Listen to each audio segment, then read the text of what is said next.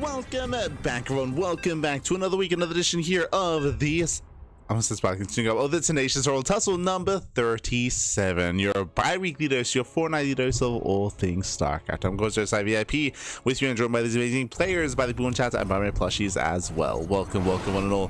Whew, as we have entered our fortnightly tournaments. Again, for those that are curious, exclamation mark, be in the chat to have a look at the bracket yourselves. The bracket is live, the bracket is stacked, and we are jumping into the quarterfinals. A bit of a smaller, a bit of a shorter bracket here tonight, this evening, but it's all good. We still have some high quality players, we have some high caliber play ahead of us here, and we have our first initial fresh best of three. As spawning in the top right hand corner of the Old Republic, we have the Finnish Zerg player, we have the blue Zerg representing himself, it is Mixu. And spawning in the bottom left hand corner, we have his opponent. We have the Taiwanese Protoss player. We have the retired player, but recently has been dipping his toes back into StarCraft with some pretty good success, to be honest. It is nice. And if you're in the chat, you know what time it is. It is Gamba time. Predictions are open. Place your bets on who you think will claim the series. Best of luck in the chat as we get into our initial PvZ. Let's go. Let us go. And again, it's great to cast Nice again. It's been so long, but Nice, he was a full-time player. He was the best player in all of Taiwan, in all of the Taiwan-Hong Kong region. And Nice, he excelled, right? He was up there. He surpassed Haas, of course. I'm referring to the EPT era of StarCraft 2020, 2021, 2022, 2023 onwards.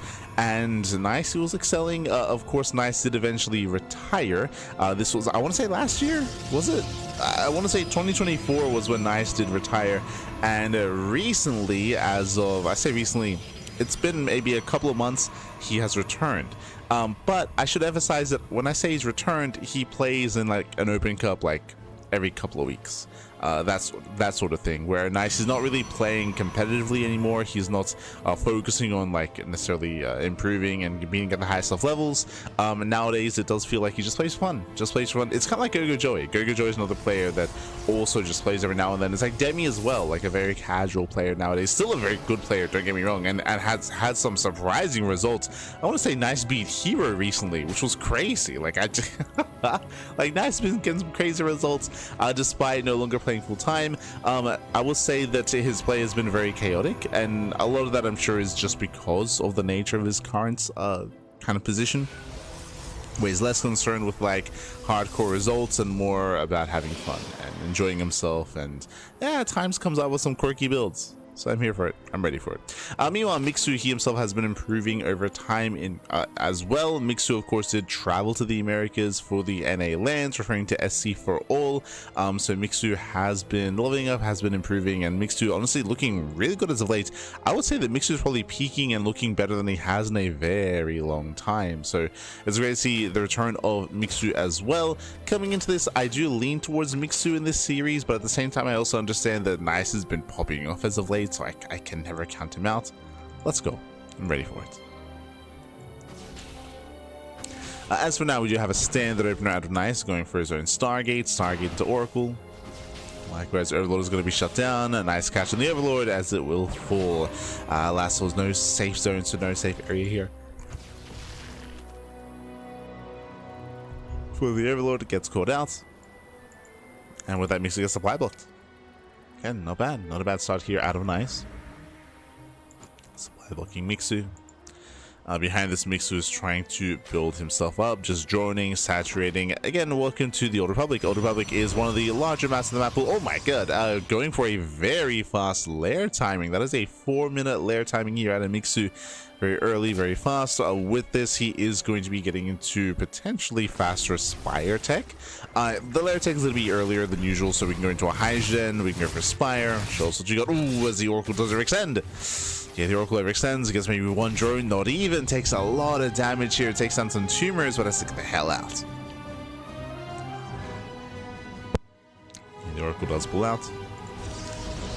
Behind this, Nice going for his follow-up, Tawny Council Forge. Honestly, standard build. Like, this is looking pretty normal. It's looking pretty standard for the most part. This could be +1 in charge instead of +1 in blink, but overall, this looks like a pretty standard build out of Nice. At the same time, your second Oracle does hit the mineral line, gets one more drone, can maybe get a second drone, no spore in the main, tempted. He's being lured in, and he does get not even one more. Yeah, a bit of miscontrol here. You can see the 2 drones are at half HP. He did miss targets instead of focusing on 1 drone, so alas, the drones do survive. And as we assumed, 4-minute lair, 2 base muta. I say 2 base muta, 3 base. Spire is on the way, we're going into muta play, so this is a very risky build. Checking the vision of Nice, did he notice the faster lair? He did. He did notice the lair timing, did notice it was earlier than usual, so that is a bit of a sign. It is not uncommon to go fast lair into fast Hydras though, so that is also on the table. That's also something that might be in the back of Nice's mind. Oh, was he dips in? Checking gases, goes for the relation. At the third, it does not check the natural though. So Nice still in the dark.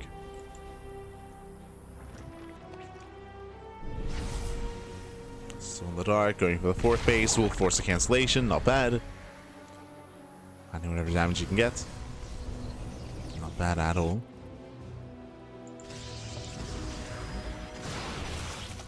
Likewise, we're taking up in towards Storm and working towards a 4th base. So yeah, like again, Nice is looking pretty normal here so far. Again, Old Republic, it is very difficult to maintain a 4th. So if we work in that direction, it's going to be a big kind of pivotal moment for the game itself. Meanwhile, Overlords are going down and Mixu almost getting supply blocked here. Once again, another base is going to be denied. Nice pickups here at a Nice. No pun intended. Nice. Pokes in, shaves off more lings. Before pulling away.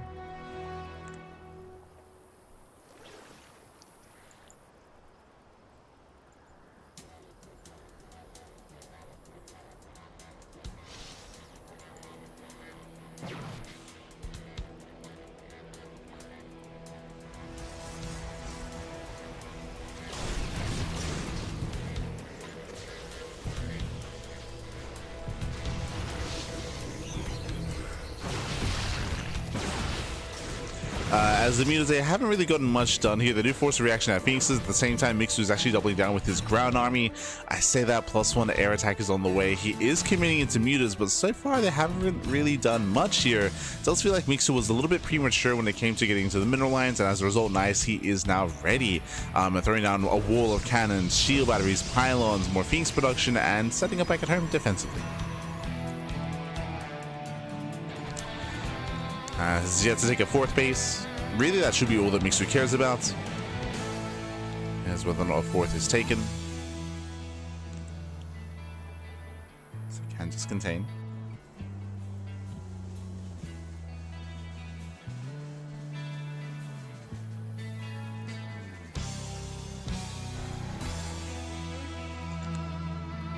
So pulls away, rotates around.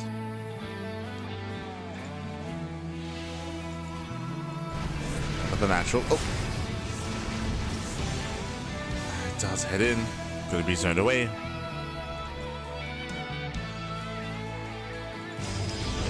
And again, this has been a big investment here from Mixu, and it just has not paid off. Now, what is his end game? Hive Tech. Hive is on the way. Ultra's going to be on the way. So Mixu, he will have the big power spike when he hits Ultras. The problem, though, is that ideally these mutants are able to gain map control and deal some economic damage, force a reaction. Does get one Phoenix so far. Gets two. And then Oracle. Okay. Couple of pickoffs here and there.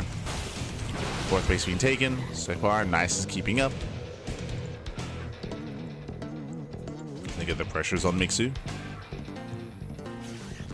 Hive is almost complete.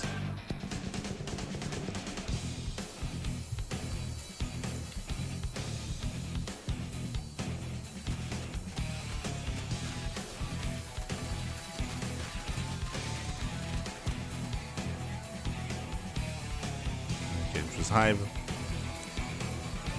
Building everything towards Ultras, as you mentioned. There we go, Ultra Caverns on the way. It's still going to take a while for the Ultra upgrades to finish up, so Mixu is still a ways off. Till then, surrounds an Archon. Not bad. This is around cashing at the high Templar as well. Very nice catch out of Mixu. He's going to bleed out low Lings, bleeds out some Hydras. But he reset the high Templar count, so 0 storms left.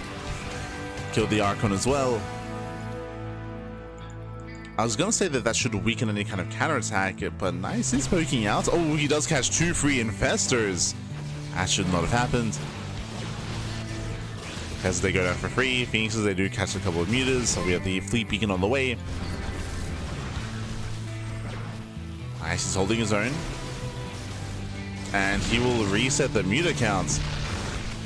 Every muta is going to be hunted down, but what matters now here, less so the mutas, more so the Ultras. 6 Ultras in production. That's a lot of Ultras. Another one! Jesus. Quick moves out Nice. Or solid. And this forces Nice all the way back home. At the same time, will expose his 4th base. But not much here to really deny. Okay, we have Banelings. Okay, we have Link Maiden on one side, we have Link Maiden on the other.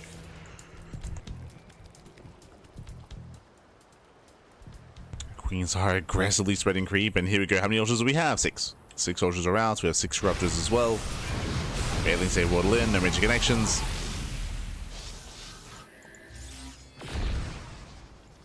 Nice survive.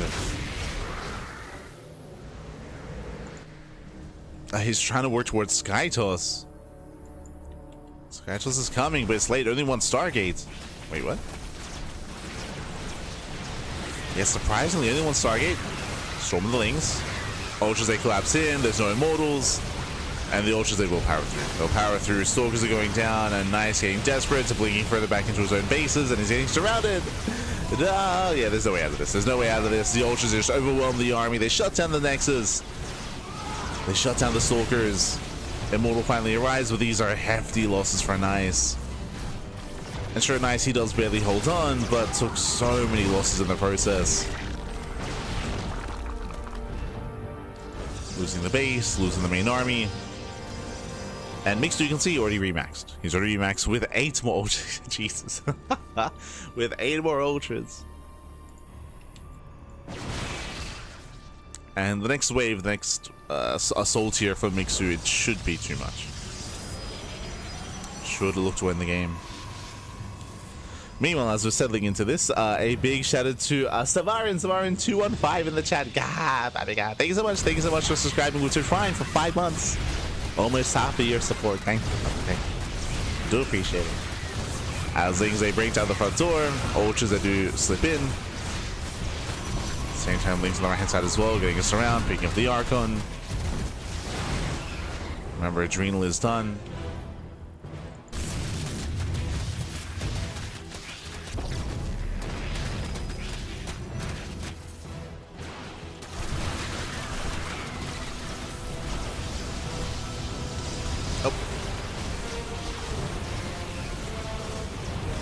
Yeah, as the Ultras don't quite commit to their fights. They totally could, I feel like. Mix is still maxed. The Ultras are gearing up. Once again, we have Lings on one side, we have the Ultras on the other.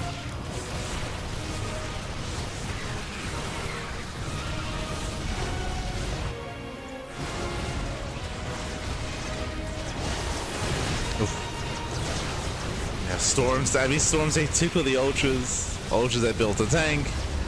They collapse on the army. And you know, the cleanest of fights, Lings here would do amazing supporting these Ultras. Yeah, so a little bit disjointed, but at the same time, Lings, they get cleaned up here as well. Impressive defense here by Nice. Impressive defense. It's holding on. That was also on Mixu. Mixu, he had a really disjointed attack. As you mentioned, the Ultras were on their own. They had no link support. Without link supports, I mean, they couldn't really lock down the army and get as much value as they otherwise should. So Mixu being a little bit wasteful. There we go, now bringing everything together. Yo, we saved the Immortal, let's go! Nice. This up to the Immortal to save it, but last the Ultras are still breaking through. GG gets called, and Mixu takes game at number 1. Whew, GG. GG, well played. Again, the game was in the bag once Mixu had broken that 4th base for the first time. Once he had hit his stride at getting into Ultras. I was a little bit surprised to see how Nice reacted, by the way. He honestly did well for himself against the Mutas, right? The Mutas, they barely dealt any damage. We spoke about that. I was a little bit concerned about that. The lack of damage dealt by the Mutas. Likewise, Nice was getting a lot of value early on with his early pushes as well. But I was shocked to see that Nice went for a single Stargate response to the Mutas. The Mutas weren't the issue, but because he only made 1 Stargate, it meant that his Sky Toss transition was a little bit more clunky. It was more delayed, it was less natural there, just because it was only 1 Stargate.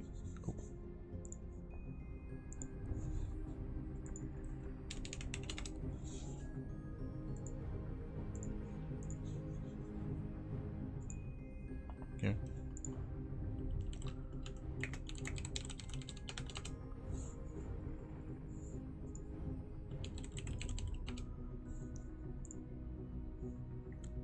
There we go, we're getting into game number 2. But yeah, so we saw a bit of a more awkward transition into Sky Toss from the side of Nice. Likewise, he also was unaware of the Ultras that were coming out as well. He had very limited scouting, very limited information to work with, so was caught with his pants down. GG. GG, well played. And now we're getting into game 2. Game 2 is going to be on our next map. About to find out. Oh, 10,000 feet. Okay, so we moved from one of the larger maps into one of the smaller maps. 10,000 feet has a much shorter rush distance by ground. Aggression is favored on 10,000 feet as well. So we'll see how aggressive Nice plans on being this time. We do expect to see a very different kind of playstyle, a little bit less passive and more in the face of Mixu. Let's go. Let's go.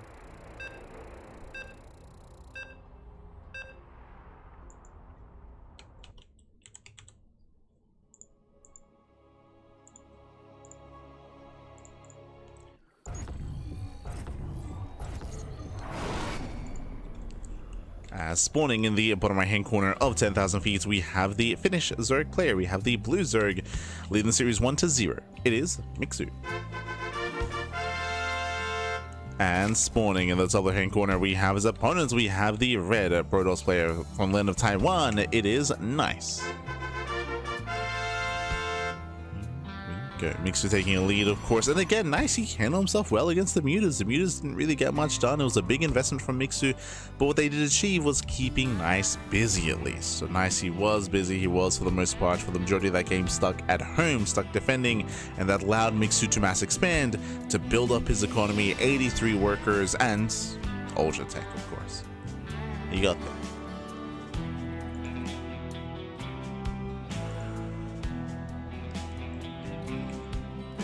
And then again, it is difficult to be the defending player on the Old Republic. Here, it's easier to, I mean, here, I would say the bases are more secure, so we could see Nice try to be more defensive, but I would want to see a more active style out of our Protoss. At least this time. We'll see. Despite the map being smaller and despite the rush distance being shorter as well, I would say the bases are more defendable than that on the Old Republic. So Nice has options.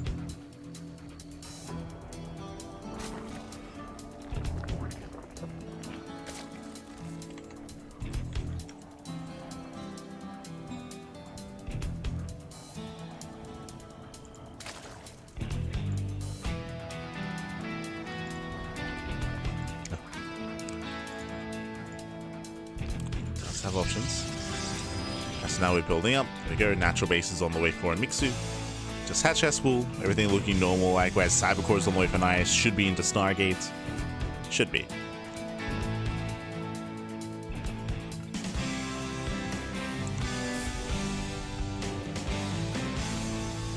Oh jeez, calm down. I don't know if you saw that rally.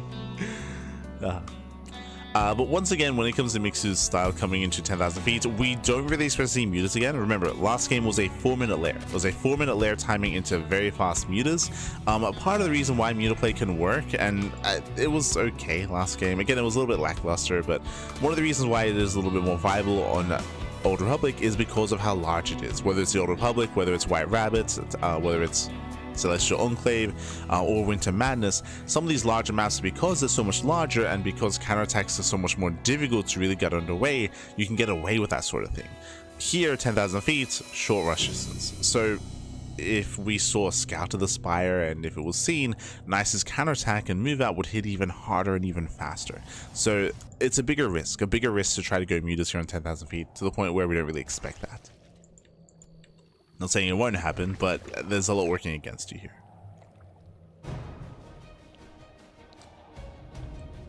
So we're expecting some more standard play.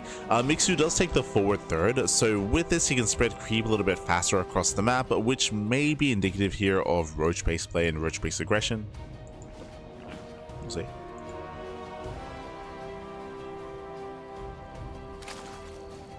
Nice to get you in the chat. Quack, quacky, quack. Yes, bienvenidos to get ya, Savarin. I saw Rebellion in the chat earlier, Salensvard as well. Bienvenidos. Good morning. Speaking of roach play, yep, we have an insanely fast roach warning. As he mentioned, this forward base is a sign, is a tell that something could be wrong. Obviously, it doesn't confirm 100%, but as we can see, Mixu is setting up for a very early push. So the roach warren is hidden behind the mineral line. This was what, like a 3:30 roach warren timing, very early.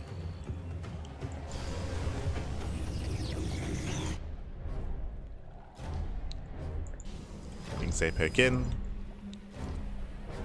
There we go, roaches are being produced, and Mixu, he's going for the all-in. You can see that Mixu, he actually has drones here at the third base. This is just for show, because, oh, the oracles, they confirm it. Almost no saturation here at the natural. Again, it's a fake out. Fake drones, fake saturation. He's going for the all-in. One queen does go down, and Nice. Did he notice the lack of workers? That's the real question here. Did he notice? We have a shield battery on the way. We have a forge. Going for the Twilight Council. We need more gateways. We only have 2. Yeah, only 2 gateways right now. We need warpins. We need shield batteries. And Nice isn't reacting. He's getting additional shield batteries. That does help. There we go. Now he confirms completely. It is going to be the walk across the map. The queens are waddling. The Ravagers are morphing in. But again, Nice going to only warp in 2 units at a time. Waiting at the force field.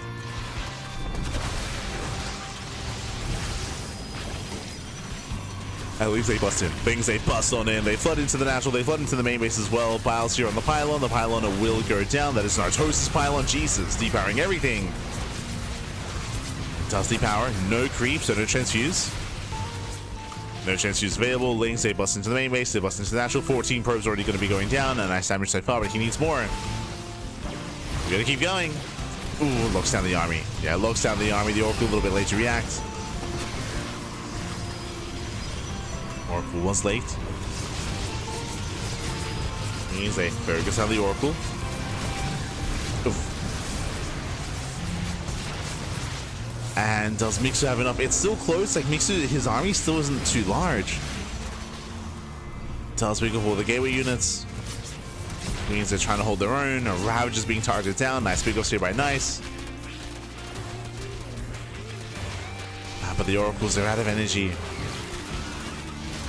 I mean, that one Oracle going to town. 14 kills, but out of energy, bad. Oof. Yeah, the third base will go down. Funnily enough, Nice actually still has a higher probe count. Like that's just how all in Mixu was. So the kill in this base is nice, but ideally Mixu wants to just end the game.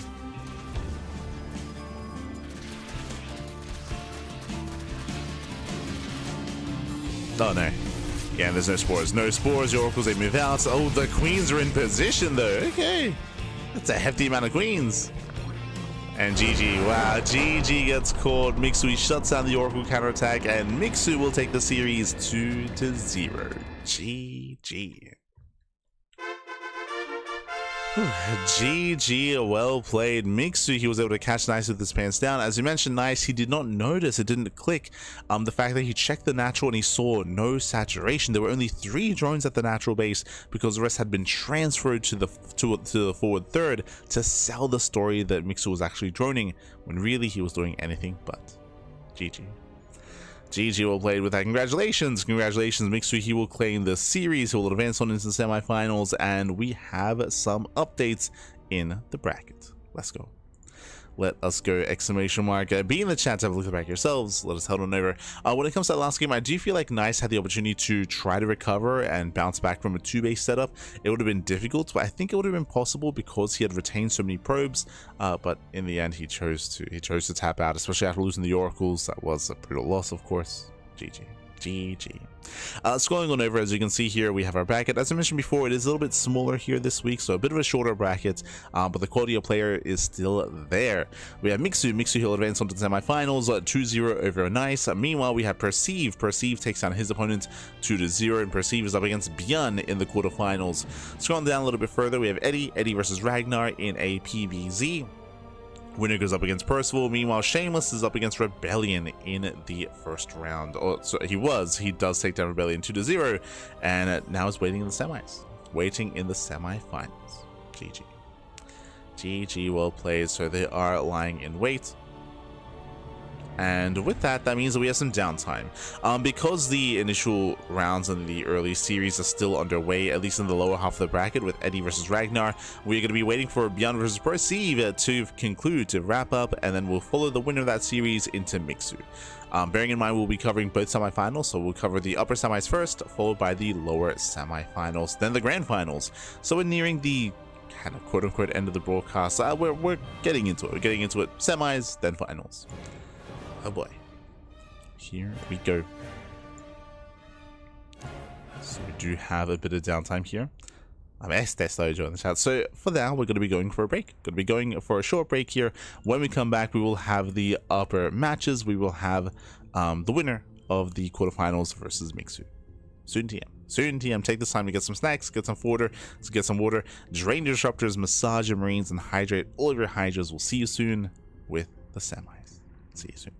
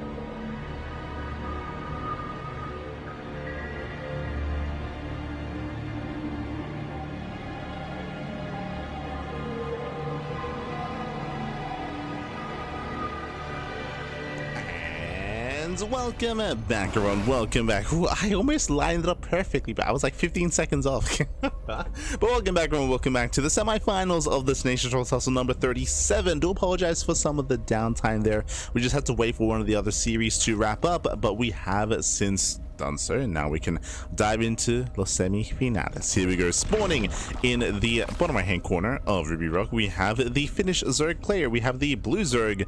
It is Mixu. And spawning in the top left hand corner, we have his opponents. We have the South Korean Terran player. We have the red Terran representing Shofar Rebellion. It is ByuN. And if you're in the chat, you know what time it is. It is Gamba time. Predictions are open. Place your bets on who you think will claim this series. Will go the way of our Zerg or Terran. Best of luck in the chats. Coming into this, ByuN is going to be the favorite player. Of course, he is the favorite player to win the entire event. But we have seen players in this tournament take it, bring it, and even bring down ByuN in the past. Players like Percival, players like Shameless, players like Mixu. But they have to bring their A game. They have to bring their best here to the table. Here we go. Up first, we do have Ruby Rock. Ruby Rock is one of the more aggressive maps in the map pool. Shorter rush distance by ground. We do expect aggression here. I would not be surprised if Mixu does open up roaches. I would not be surprised if ByuN plays 3-base heavy as well. The reason for this is 1, the rush distance by ground is very short. 2, the third base is a very open and accessible. Unlike on other maps, there are no ramps. I mean, technically there is a ramp here in the center. It's a relatively narrow ramp here in the center, and another medium-sized ramp here in between the bases as well, but the entrance towards the left-hand side is very wide, very open. Likewise, I can say the same about the entrance towards the top side as well. So we have seen a lot of 3-base play be quite successful here on Ruby Rock. Not just that, but also the rush distance, very direct, very short alongside that. So we'll see how aggressive our players plan on being. We'll see where Mixu does spend his gas. That is going to be the first big question of choice. How do we spend our gas? What do we go for? Lair first? Do we go for Baneliness first, or Evo Chambers instead? Or Roach Warren? True. For a long time, roach base openers were the go-to, especially on these smaller maps, just because they're a very safe way to play and a very safe way to open up.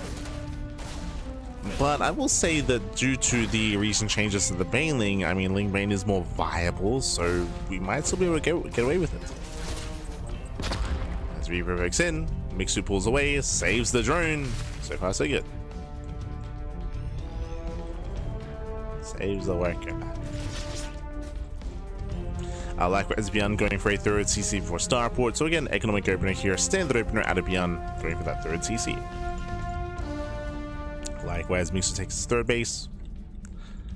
And again, once we get up to 3-base saturation, at least for the Terran, that's when we'll see how aggressive he plans on being. As it is going to be 3 CC Starports, potentially even 3 CC Banshee. We'll keep an eye on the Tech Lab to see if we go for the add-on swap. Otherwise, Reaper does overextend. It goes down. Did take down the Tumor at least, so did snipe the Tumor. But the Reaper holds.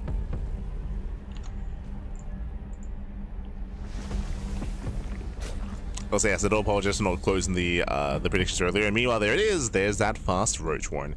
I mean, again, as we mentioned, or there's a reason why we brought up roaches at the beginning of the game. Roach play is a lot more common here on maps like Ruby Rock, on maps like Tourmaline, and on maps like 10,000 feet as well. These maps, they favor aggression, they favor roach heavy play, or even roach defensive play, based on the positioning and based on the timing of the Roach Warren. This looks like an aggressive build. It looks like Mixu is going for an all-in. As he has 4 Overlords on the way. That's a lot of Overlords. Bearing in mind, roaches take a lot of supply. So I believe Mixu plans on doubling down, on committing.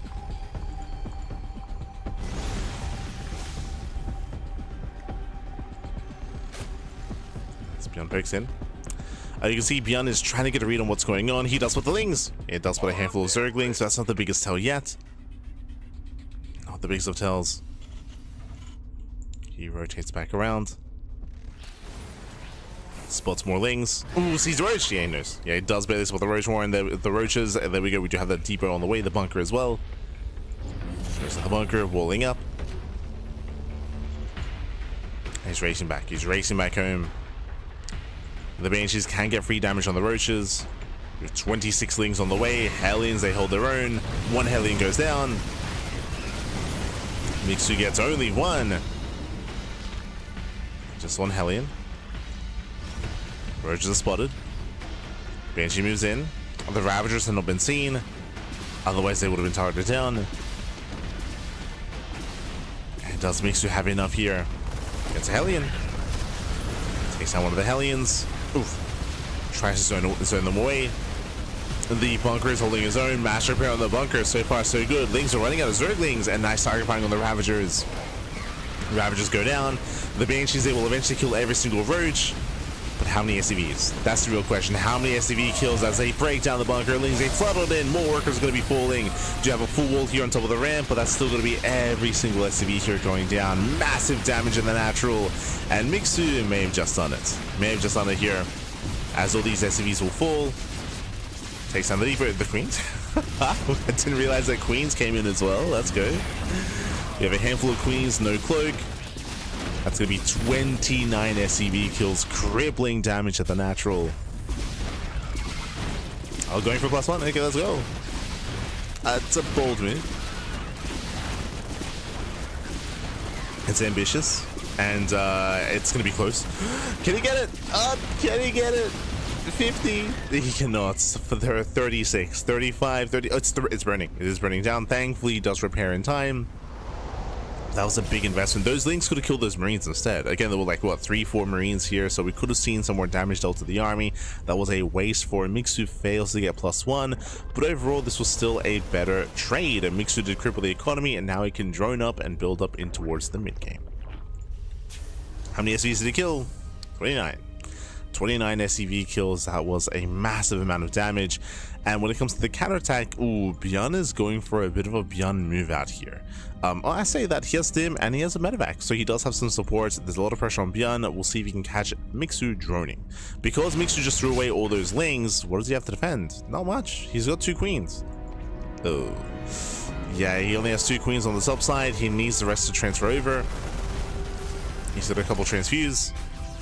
He almost a Queen. Oh, he gets 1. Oh, he gets 1, he gets 2, he gets 3. This is too much. Yeah, there's too much damage. Every Queen goes down. There is no army.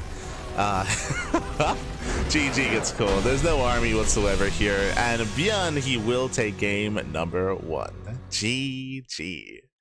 Oof, GG, well played.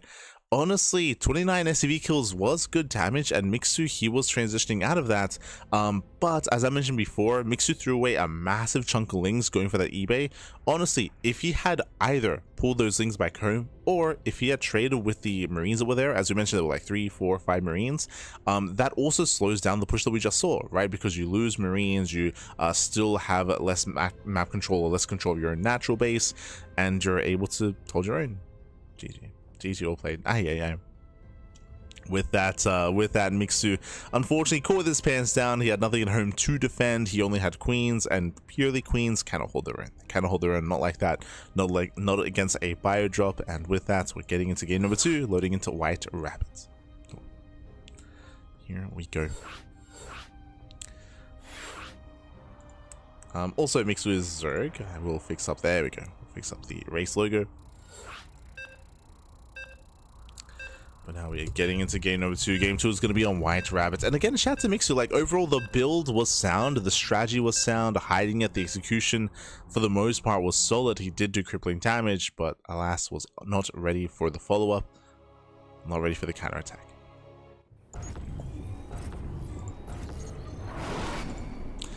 Spawning in the bottom left-hand corner of White Rabbits, we have the blue Zerg player himself. Down in the series, we'll see if he can bounce back and make a series out of this. It is Mixu. And spawning in the top right-hand corner, we have his opponents. We have the red Terran player, the red Terran, the South Korean Terran for Shopify. It is ByuN.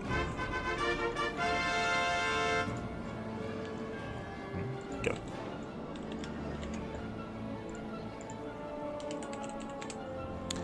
Here we go, as we are going to be settling in. So far, so good. ByuN setting up on the low ground. Okay, going for the 2 ranks. 2 ranks opener out of ByuN. It has been a while since we've seen this, a couple of weeks, but this should be 2 ranks Reaper. 2 ranks Reaper out of our Terran player. You know, one day I'll get a new mouse. Yeah. I don't know if you can notice, I don't know if you can see. But every now and then the boxing doesn't work. Smurge, baby, smurge. But yes, 2x Reaper. 2x Reaper here out of ByuN. Going to be massing up his Reapers, moving out across the map. And we'll see if Mixu can hold his own. We'll see if Mixu can minimize losses. Now remember, this is not meant to kill, but this is meant to contain. This is meant to deny the third base of Mixu and contain the Zerg player on 2 bases for as long as possible, minimize their economy, disrupt their production, disrupt their early game, while macroing out into a 2-1-1. Whether it's 3 CC or not, yet to be confirmed.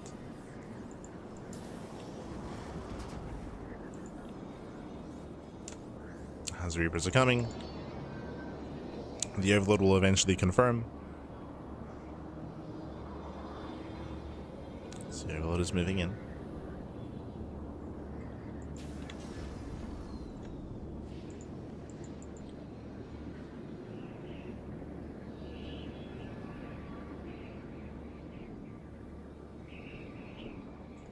Does move in, does confirm. Mixu looks like he wants to go for the third base regardless. Okay, bold move. Now, if the Zerg player still goes for their third base, this is where ByuN as a Terran would have to react and respond with additional Reapers. A standard 2x Reaper opener is 3 Reapers, but if you see a third base being taken, you typically go up to 5. But he hasn't confirmed. Yeah, ByuN did not confirm. Behind this, he has stopped reproduction, so only 3. 3 Reapers in total. And Mixu should be able to hold on, should be able to defend, and should be able to macro out of this. There we go. Now he confirms. Now he sees the third base, but it's too late to go back into Reapers. And Mixu is in a better position so far. Oh, nice KDA charge. Gets a drone, gets 1, gets 2. 2 drones go down. A nice big goes here by ByuN. Again, there's a lot of pressure on ByuN to find some damage, and so far he has. So he rotates back over Queens. They're slow to respond, which means more drones are going to be going down. Oof, getting a third worker. These rotations for Mixu are brutal.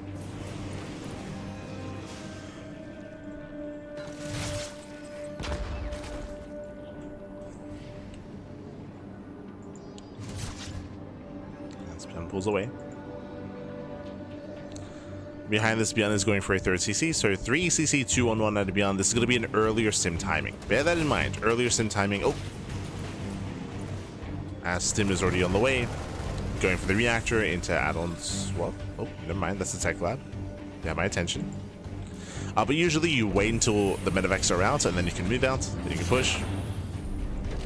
But this is going to be a 3 CC, 2-1-1 Banshee opener. Okay. This is a build that Maru and ByuN started to do. This was a year ago at this point, back in 2024.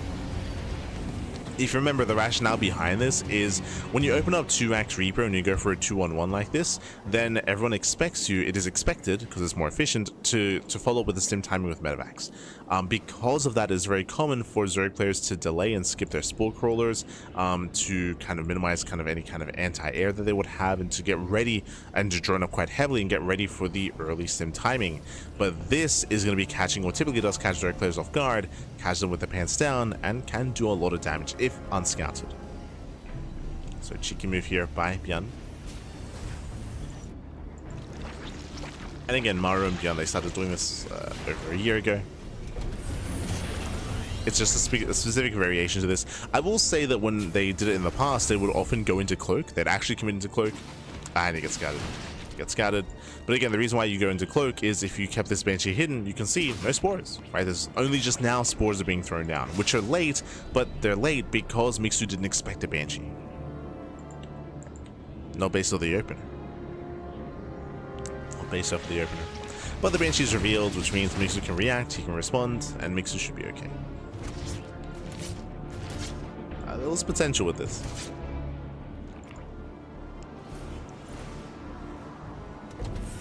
As here comes a move out, that's a lot of Marines.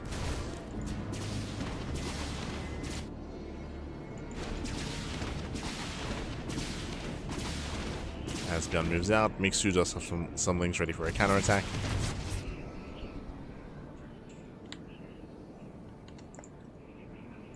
Does Mixu have an army? The answer is no. Mixu, he's going for 1-1 upgrades. Mixu is delaying his Baneling Nest, so later Baneling Nest, the Marines have arrived, and this might just end the game. Without Banelings, without a strong amount of Lings, yeah, we have to pull the boys away, and we just win from here. Yeah, Mixu just underprepared. GG gets called, and ByuN will take the series 2-0, advancing on to the grand finals. GG.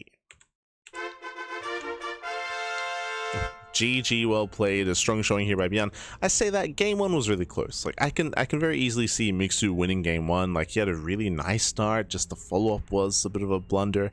So again, game one was very close, very clutch.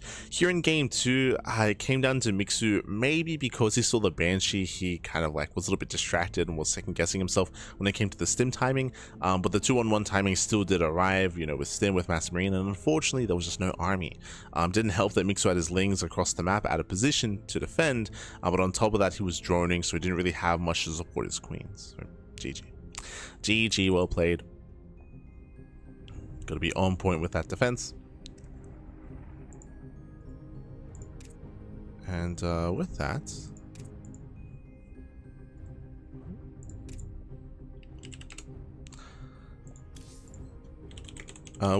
we have our first finalist. With that, ByuN, GG, well played. ByuN, who does advance on to the grand finals, and we have some updates on the bracket. Let's go. Let us go.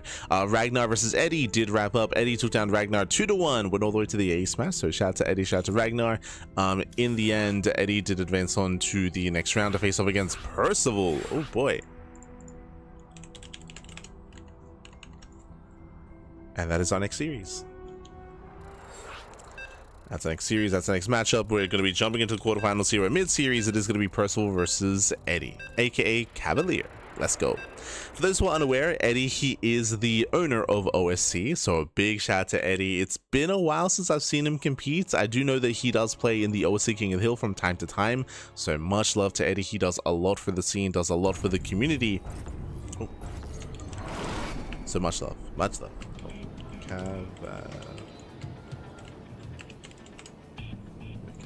There we go. Spawning in the bottom left-hand corner of White Rabbits, we have the South Korean Terran player. We have the Red Terran leading the series 1-0. As we are mid-series, it is Percival.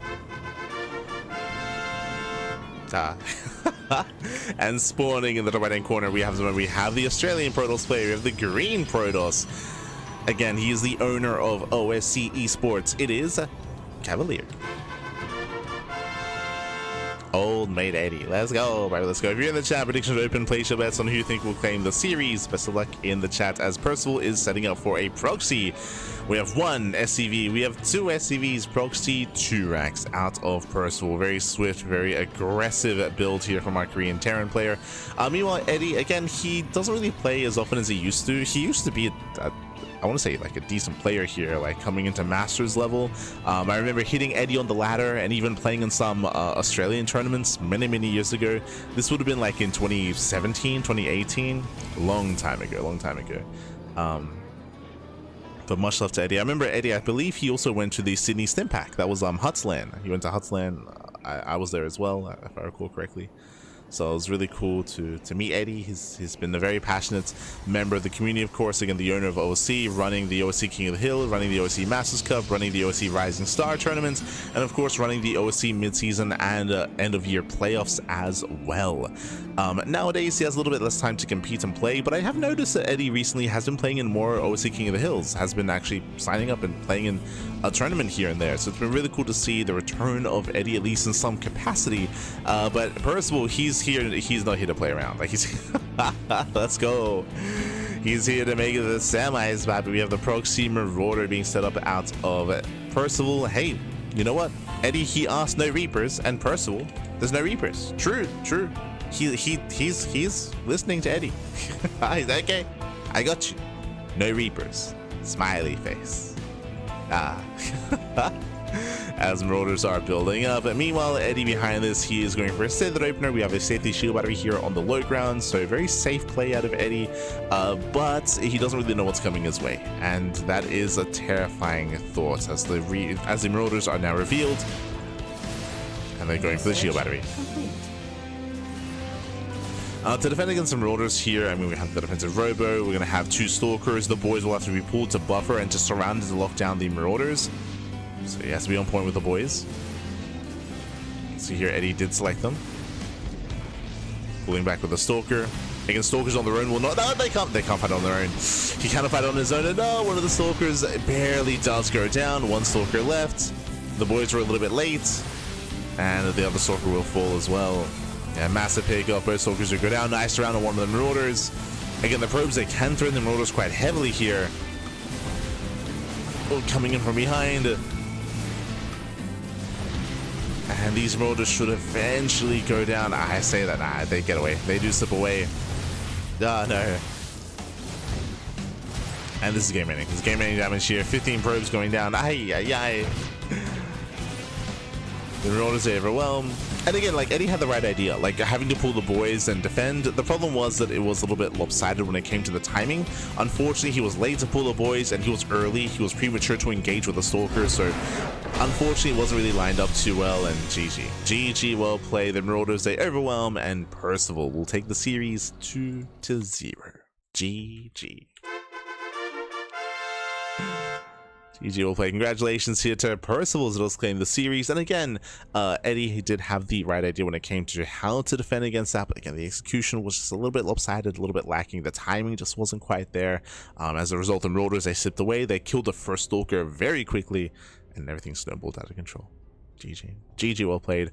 Whew. With that, congratulations. Percival does claim the series, does advance on into the next round, and we are getting ready with those semi-finals. Here we go. Whew. So we already have Shameless. Remember, Shameless, he took down Rebellion earlier 2-0. Shameless, he has been patiently waiting for quite some time, and that patience is about to pay off. Oh. As up next, we do have a PvT between Percival and Shameless. Let's go. Let's go.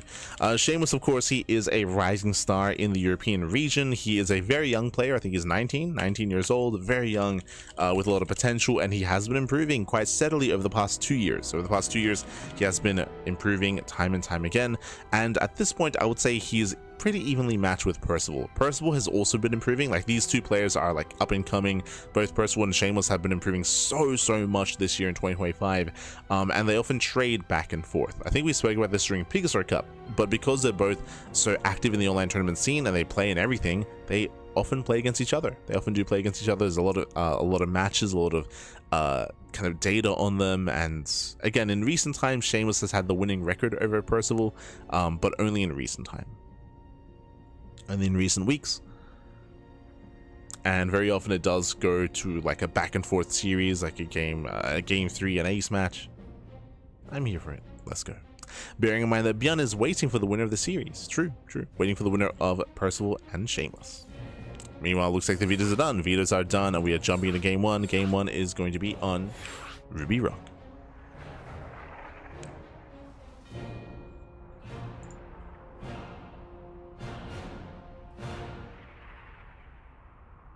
Next call, no army units.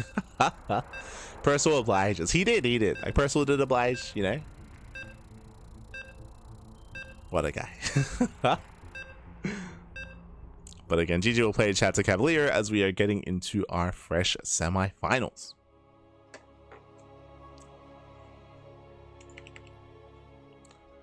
Percival just smashes Protoss. He says, I would say that Percival's best matchup is TVP. I would say, but that's been the case for a long time now. I would say even previous patch, like Percival, his best matchup was Terran versus Protoss. I know he doesn't enjoy it. I know that Percival, he definitely has his own thoughts about the matchup, and he has had his own balance winding moments as well. Like, that is known. But straight up, like, it is the matchup where he's had the most success in. Like, we've seen Percival pop off against the best Protoss players in the world. Like, that is where he can cause upsets. That's where he can punch up. That's where he can pop off. At the same time, though, as you mentioned, Shameless has had a recent winning record against Percival. Let's quickly have a look.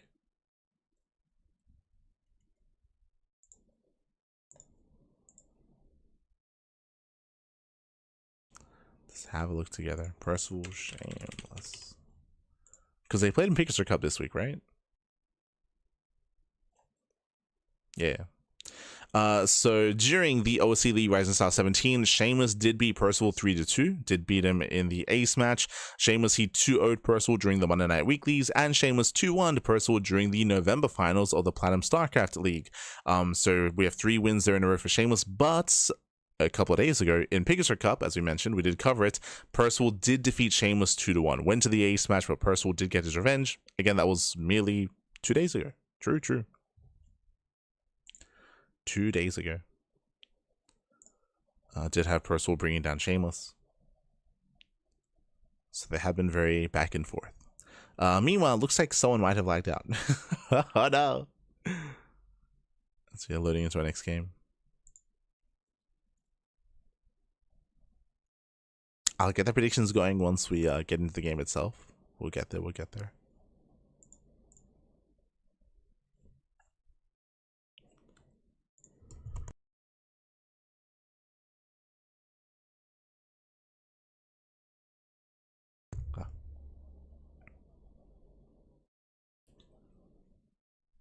For those who are curious, when someone lags out of the game, it starts like a countdown timer. So we're going to be stuck on the loading screen for a little bit longer until the lag out does wrap up.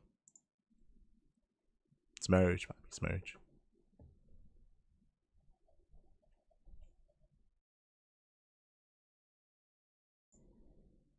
Feel StarCraft, man.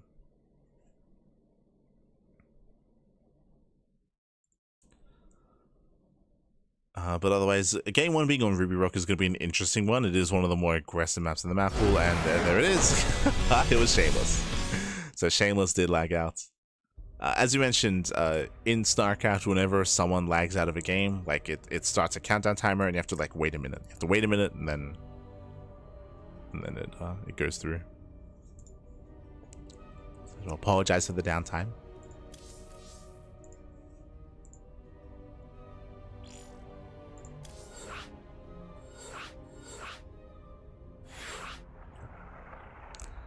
So getting back into the first game.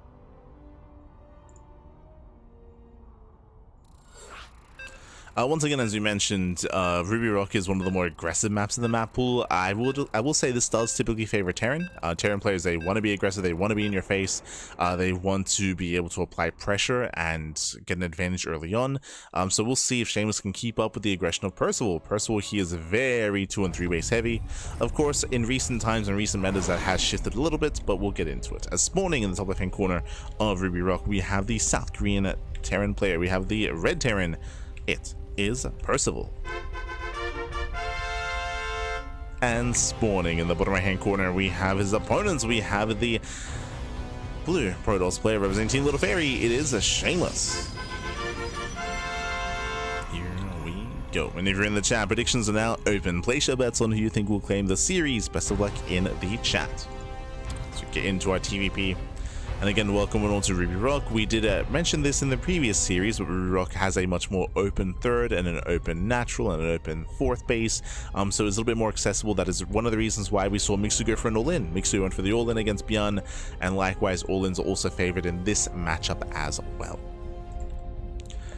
Now we'll see how Shameless will approach. Shameless may decide to be hyper defensive and be very safe and try to survive, or we could see Shameless turn the tables and be the aggressor instead. So Shameless has options. I mean, they both do. I'm making the assumption that Percival's going to be aggressive, but we'll see. As both gases are being taken, and Percival is going for a faster factory.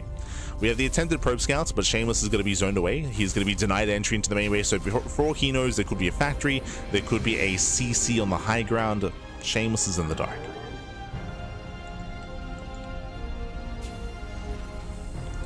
So we're playing blind when it comes to the openers.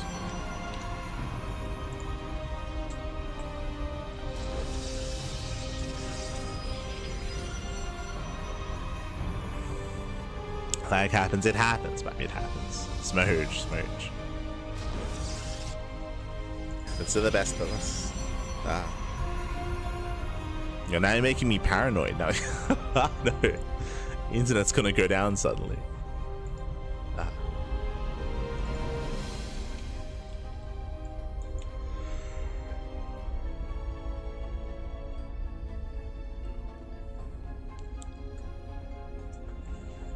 So we do have our initial Reapers moving out. We're investing into a second Reaper.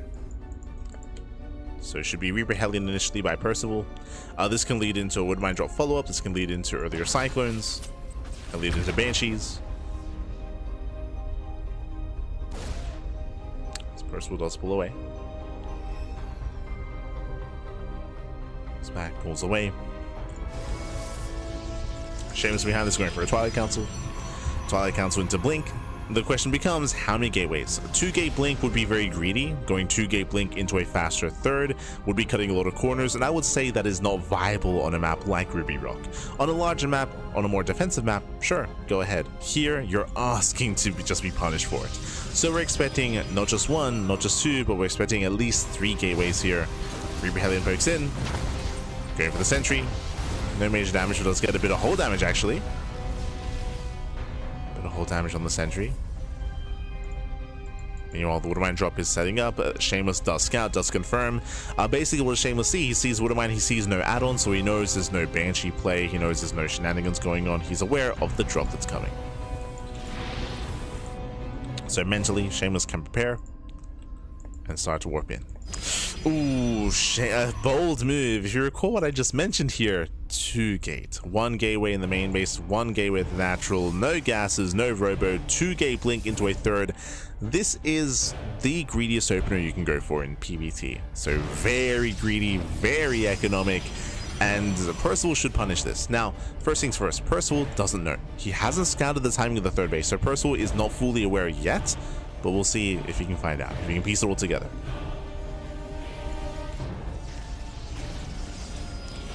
Percival does head for the mineral line, jumping into the main base, zoning away the stalkers. Oh, speaking of, Jesus. Mine shot gets baited. Baited out by the sentry. Stalkers, they can hold their own, and the stalkers do defend. Percival's going to be deflected, no major damage in the main base, and likewise, no scouting either.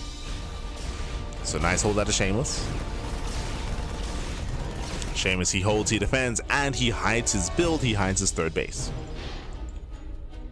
As Percival still has no idea. So based on these openers, getting into the mid game, I have to favor Shameless. He is cutting corners, he's being greedy, and so far is getting away with it. He hasn't fully gotten away with it yet, bearing in mind that Percival, he is working towards his 3-rank stim timing, so he's building up into stim, switching out of tanks early on here, so this is going to be a heavy bio timing out of Percival. It's going to hit hard.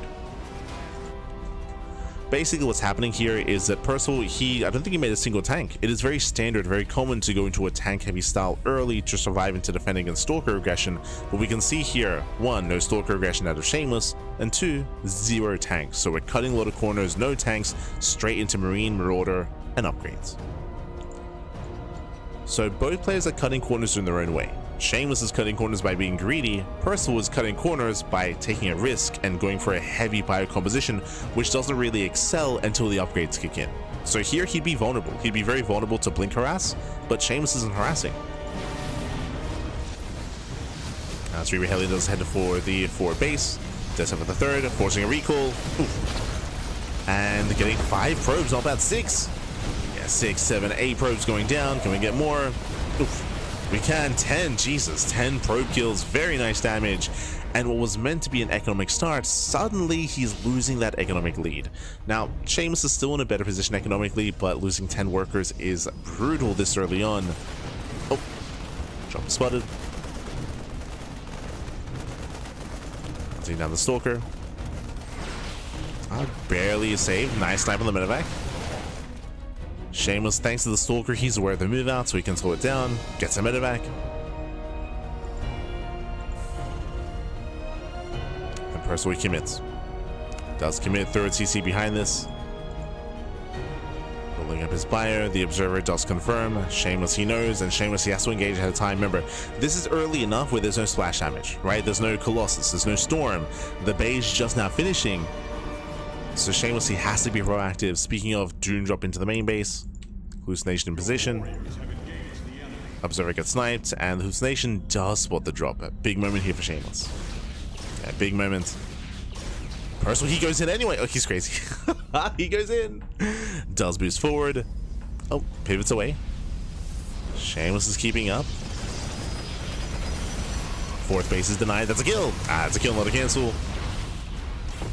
Shameless sniping the Raven. Percival coming in from behind. Oh, he blinks in, gets punished for the blink. My shot goes off. And so far, Percival, he's keeping up. Forging trades, killing bases. At the same time, Shameless does hit the 3rd CC. Just managed to get to a couple of SCVs. 2 up to 4, not bad. 5 SCV kills, 6, 7. Oh my god, it's getting out of hand. 7 SCVs back at home. The Zelzay barely do hold their own as well. Shameless, he defends, he attacks, and Percival is in a rough position. Zelzay even gonna Marauder, and they get more SCV. They're still not done. Oof. Yeah, they're not done. The army races back home.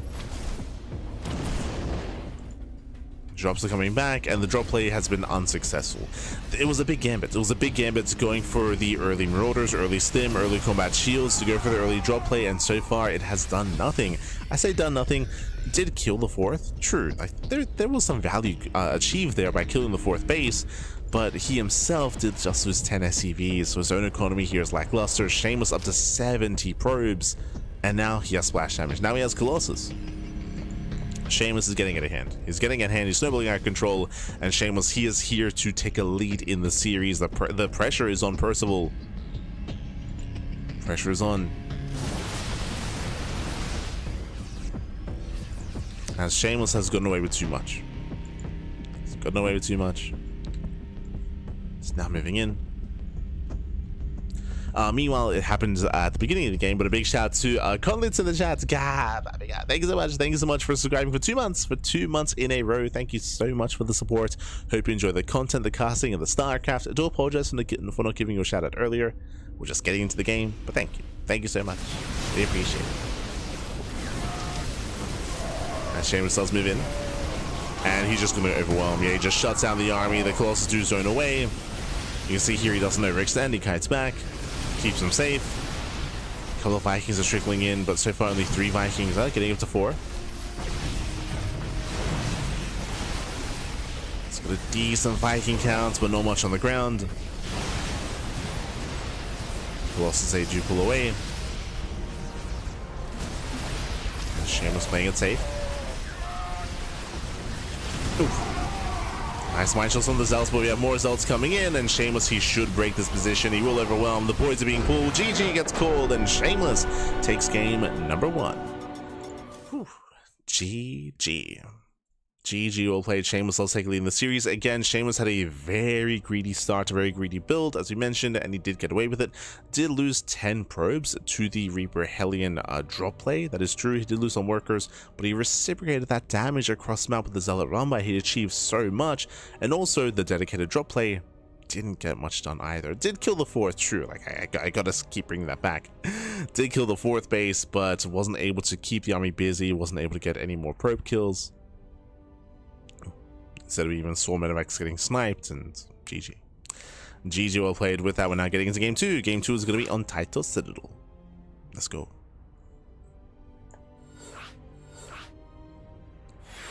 Loading into Title. This is an interesting map. I'm still like trying to like pin what I fully think about this.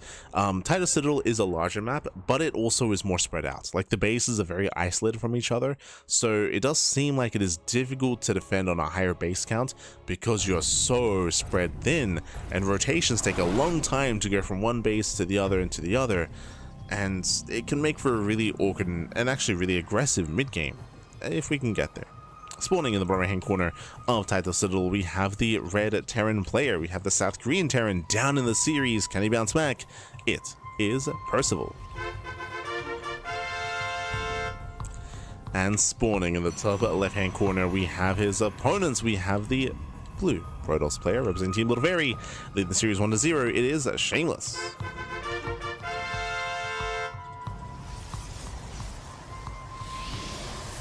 We go.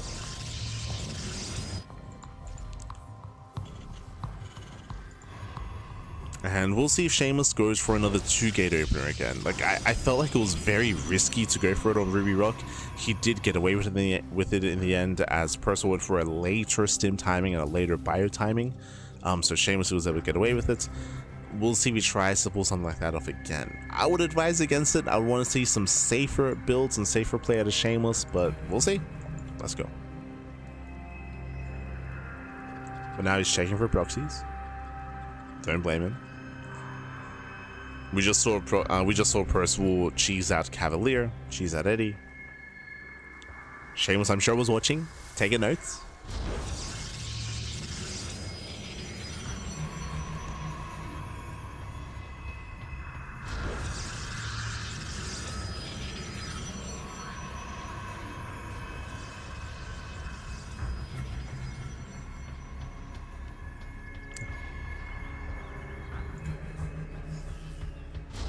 Yo, the sprays. So now we're setting up. So class standard openers, again, no proxy, no shenanigans. We can see Shameless once again just checking the 3rd location, just to be sure. And 2 games in a row, double gas opener, but this time it is going to be double gas into a reactor first, into reactor to Reaper Hellion. A little bit more, I say a little bit more, this is more dedicated earlier, much more dedicated, much more aggressive. The goal here with Reaper Hellion is to deal economic damage, is to bust into a mineral line and wreak havoc. Remember, it's 3 Hellion volleys will kill a worker, and we'll see how many Hellions will build up. See where Percival does stop. Should be getting up to at least 4 Reapers. And 2 Hellions. But you make him in a little bit harder. Reaper does scout nearby. Checking for proxies. Twilight Council opener out of Shameless, getting into Blink. How many gateways is the big question. Now, how do you counteract to this amount of Reaper Hellion? Because there's going to be a hefty amount of this. Typically SimCity. You can see here that we already have a wall being set up. So gateway, pylon. Ideally, you want to wall off this area, wall off the natural, and securely defend your 2 bases. We'll see how quickly Shameless can react. Does as a sentry, does a force field.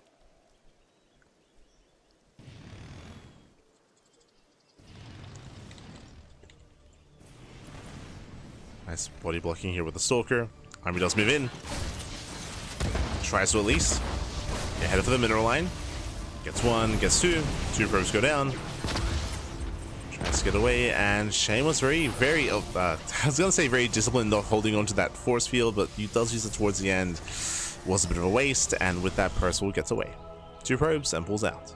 Not bad.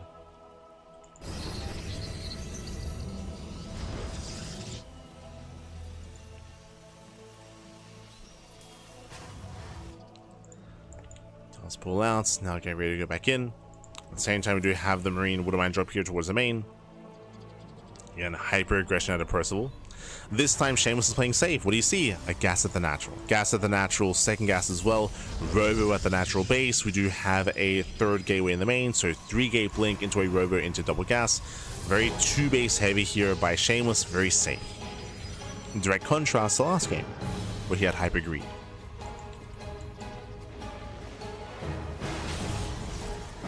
Drop goes in. Medevac does unload. Mine shots up. Gets a Stalker, not bad. Takes down a Stalker. Reaper Hellion busts into the mineral line, and probes are going down. Shameless having a hard time keeping up. Does have a hard time. Nice force field towards the end, but he will still lose 5 probes. And cannot afford to lose more than that. 5 probes go down. And this Percival he's building up. This time he is making tanks, so tanks are on the way, Cloak Banshee on the way as well. We're going to be delaying Stim and delaying the bio upgrades in favor of a heavier tank and Banshee count.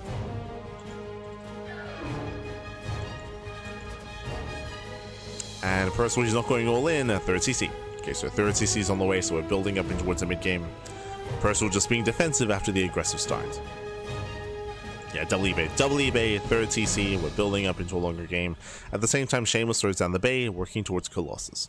Now, the third base of Shameless is very late. It's a very late third base. He was contained on 2 bases even longer than usual, just because of the aggression. So overall, I would say a nice start for Percival. A better start for the Terran.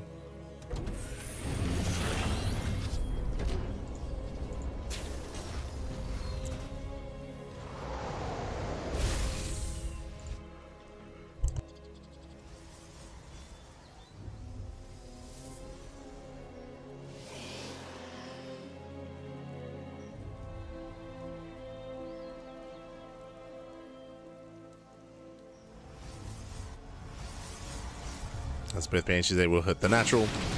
There are 3 observers. Plenty of them.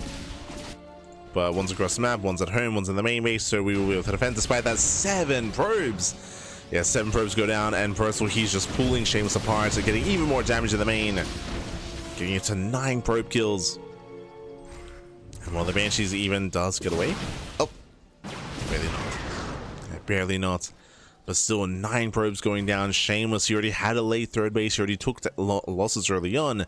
Now even more. So again, such a different kind of game state compared to last game, where Shameless, he was left alone, right? He was left alone last game. I mean, I say left alone. It was a later aggression with the drop play. Here it's been much earlier with Reaper Hellion, now with Banshee. Percival, he is set up on the high ground, third base is being taken, and Percival, he does take a lead. Takes the lead. Percival, he has the better economy once he gets his third up. He does have the better economy. Shameless now getting a 4th base. So later 4th.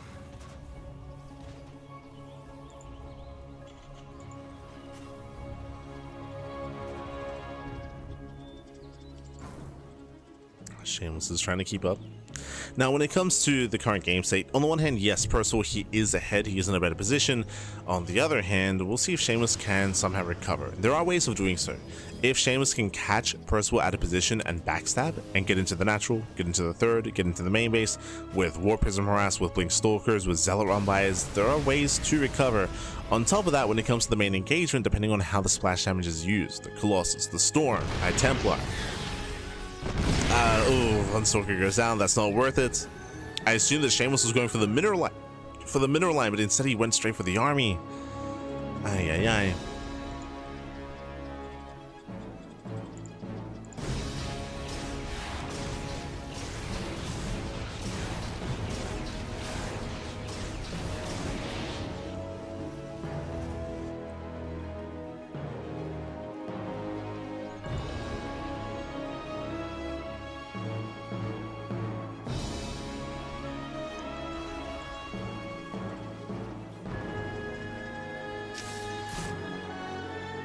Are building up.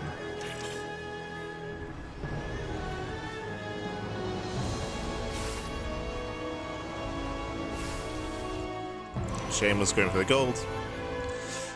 Bold move. Basically, Shameless is hoping that he can maintain map control. As he moves out, as he builds up his Colossus, if he can maintain that map control, then he can overwhelm with pure Zealots. Like, that's what this go base will allow for. It's just massive amount of Zealot warp-ins. To just hammer away and to just keep Percival pinned on 3 bases. Now, pushing into a 3-base setup here is not going to be easy. I would advise Shameless to wait for the 4th base to be taken. Speaking of, here it comes. So once the 4th base is taken, we spoke about this at the start of the game, specifically on Title Citadel, you are spread thin. You are spread thin between your natural, your 3rd, and your 4th expansion. As you can see here, we have all these tanks protecting 1 base, but nothing here. Like, there are no tanks defending the 4th. So this is where Shameless can strike. Tank rotations take a long time. And Percival's not bothering.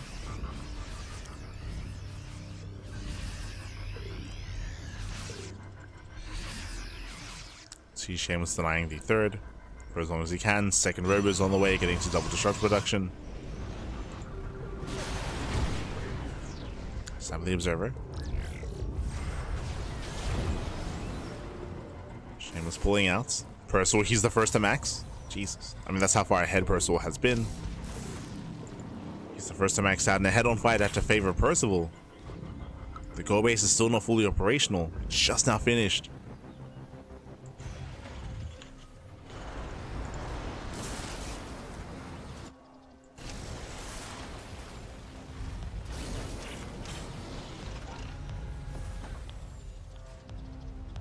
Shameless is still posturing. So is Percival. The fourth base is up. This is a pivotal moment. The fourth base is now up. We have a sensor tower, a tank, sorry, 2 tanks are in position, the planetary as well. Prism does get into the main though. Okay. There's an opening. Prism gets in, massive Zealot warping into the main base. The main army is going to be rotating, gets spotted by the scan. Percival is keeping up. He's keeping up with the main army rotation. One tank does get sniped. Ooh, the Colossus. The Vikings, they don't quite get the Colossus. Jesus. Yeah, Nova goes off. Massive connection. Massive Nova on the Ghosts. You can see how low the Ghosts are. Zealot warpings are continuing. The main base is in trouble, and Percival is being pulled apart. Does he have one Colossus? It's one Colossus, but there's still more Zealots in the main. More warpins. Shameless still not finding a way in. Oh. God, these Zealots. Shameless, he rotates over towards the top side. Here, there is one tank defensively alongside Winter Mines. There he goes up. So it's away. They get some damage here. 15 SCVs do fall as the Prism in the main base finally goes down. Percival holds. Holds, he defends. There's still DTs in the mix. Jesus. Still finding damage. And honestly, really nice assault here by Shameless. You can see Percival, he plummets in supply. He lost all of his gas. You can see no gas mining in the natural, no gas mining in the main base. He has to recognize what's going on. He needs to get back into those gas geysers. Otherwise, Percival is broke.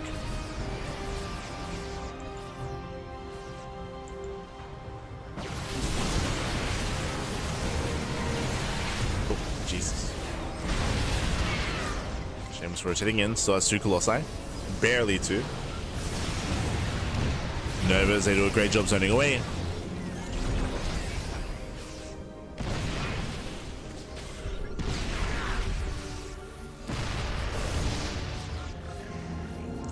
Are brutal. Shameless doesn't want to waste these Novas though. He's got how many? 7 disruptions in total. Just spent 2 Novas. Now 3. He's got 4 left.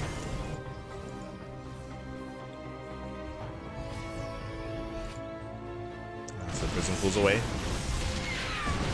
Shameless takes down the tank. As we mentioned, these rotations can be difficult.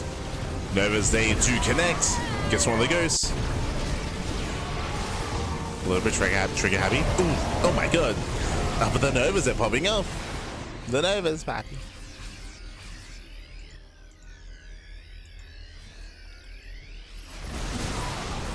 Novas are doing well. Well enough to push up around. That I'm not so sure about. It does overshoot towards the end. Oh my god, gosh. We need reinforcements though. We need warpins. Where are the warpins, pappy? Boys are being pulled. Disruptions are going down. Shameless, he has a bank. He has to spend his money. And the Zealots are too late. Zealots are too late. If you noticed, Shameless, he warped in Zealots to attack the planetary. It was not worth it. It was not worth it. So poor use of Zealots. Now we spend the money. Now we warp in.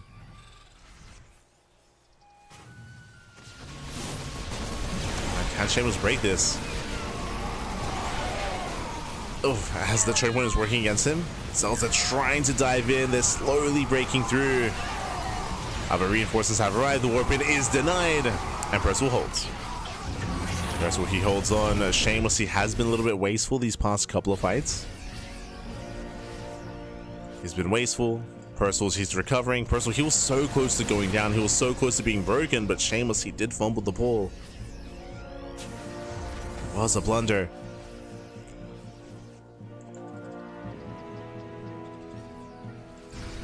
And rebuilding his robo units is so difficult. Oh my god, nice catch. Okay. Nice catch at a Shameless. Picking up Ghost.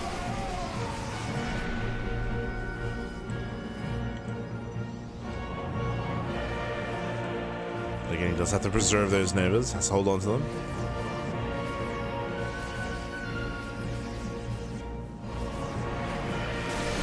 Shameless rotates in, dives on Liberators, gets one. They're not really getting much damage. Oh my god, 7 SCV kills on a Ghost. The Novas have been crazy.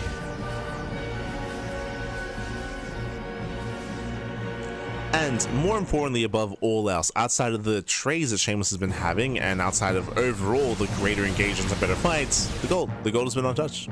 Gold has been untouched. Top right has been untouched. Shameless, he has an economy in a bank to sustain himself. And Percival, he's been stuck at him defending. Stuck at him turtling. As Warpin is going to finish up. This time in the face of Percival. And Shameless, he's once again so close to breaking Percival. Too far away, doesn't get on top of Liberator. Disruptors, nada! They get caught out. Massive pickups. As the Prism gets into the main base. Warpin, barely does finish. DTs and Zealots. Catching reinforcements, peeling off into the mineral lines. SCV's going down, main army rotates towards the center base. If he can break this planetary, he can just starve out Percival. Notice they do connect. Oh, Jesus, 2 more ghosts going. Shameless has had some of the best Novas this game that I've seen in quite some time, to be honest. Like the consistent Novas landing like this is quite rare. To see them consistently connect here with Ghosts, with Marauders, with Marines. Ay. Shameless.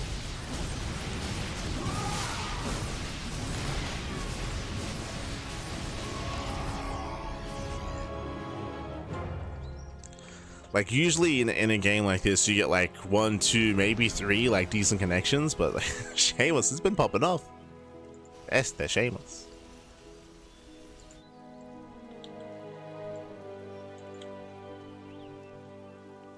So he's throwing away his probes. Rotates to the south side. Diving on the tank. Diving on the planetary. Percival, he's out of position. He's racing on over. And he will lose the base. Lose the expansion.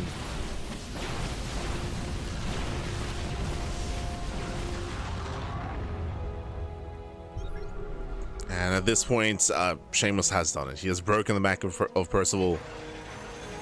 Percival, he had some strong moments this game, don't get me wrong. But at a certain point, he lost map control.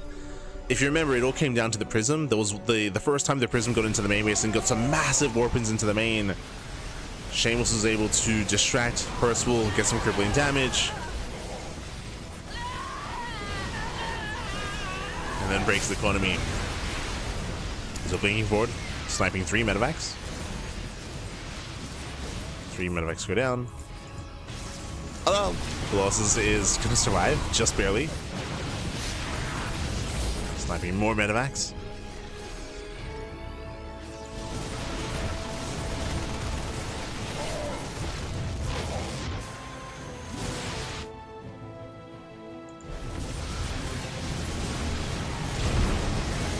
As if Shameless wanted to, he could just blink under this army. There's not really much to defend. There's 2 Marauders and a Ghost.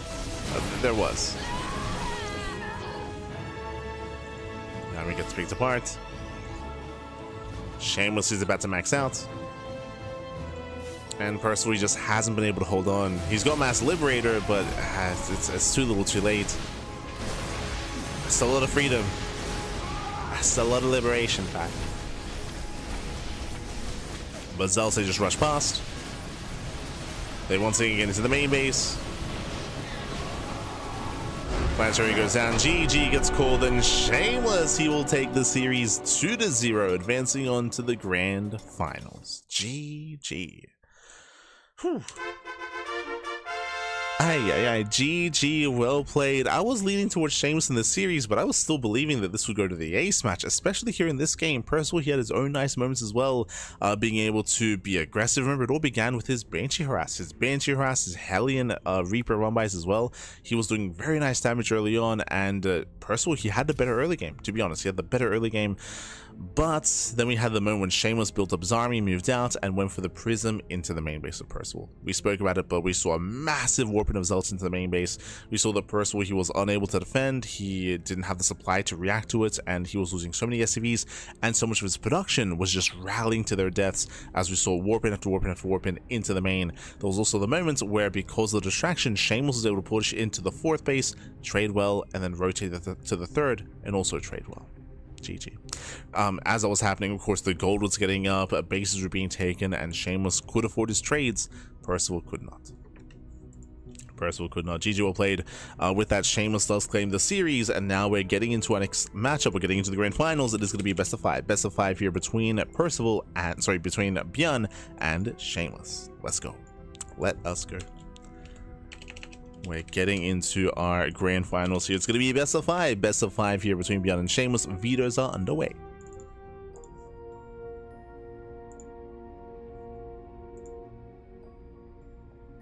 Here we go.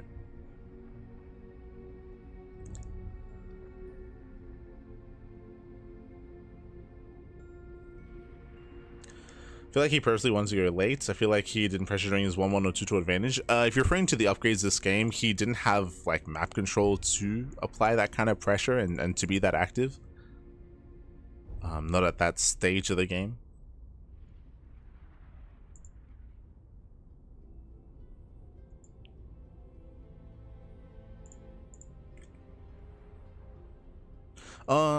Actually, I think with his 1-1, I think he could have been. For 2-2, I don't think so, but I think for 1-1, he could have been more active.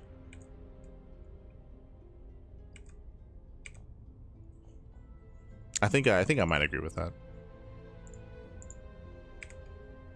I don't know if it would have been successful, but I do think that there was an opportunity to be active with drop play at least. But if you know anything about TVP as of late, you would know that it is very common to stay, even if you have like these upgrade timings, it's very common to stay defensive and build up to 4 bases and build up into the mid game. That has been a shift in the meta, specifically in the last 2 months. So I've been watching TVP with like Clem, with ByuN, with Percival, with Cure as well. It's been more common to, even if you have an advantage, to be defensive. The reasoning for this is because if you can get into a 4-base economy, then you will be able to outscale your opponent, and you can build up a superior army, getting into Liberators and getting into Ghost Lib, right? Getting into Ghost Lib specifically. But that's only if you can stabilize on 4 bases.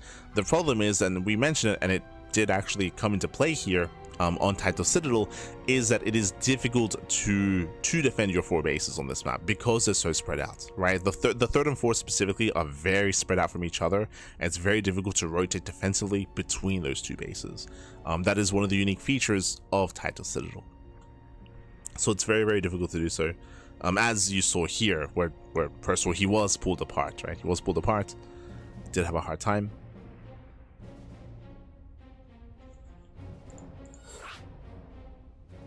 But here we go. We're going to be getting into our next game. We're going to be getting into the grand finals here. Vetoes are done. Game 1 is going to be on Celestial Enclave.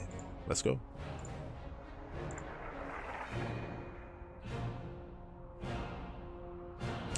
Have been active for like a few months. Yeah. The meta has the TVP meta has changed a lot over the past year. It's had like 5 different metas in 2025. It's crazy.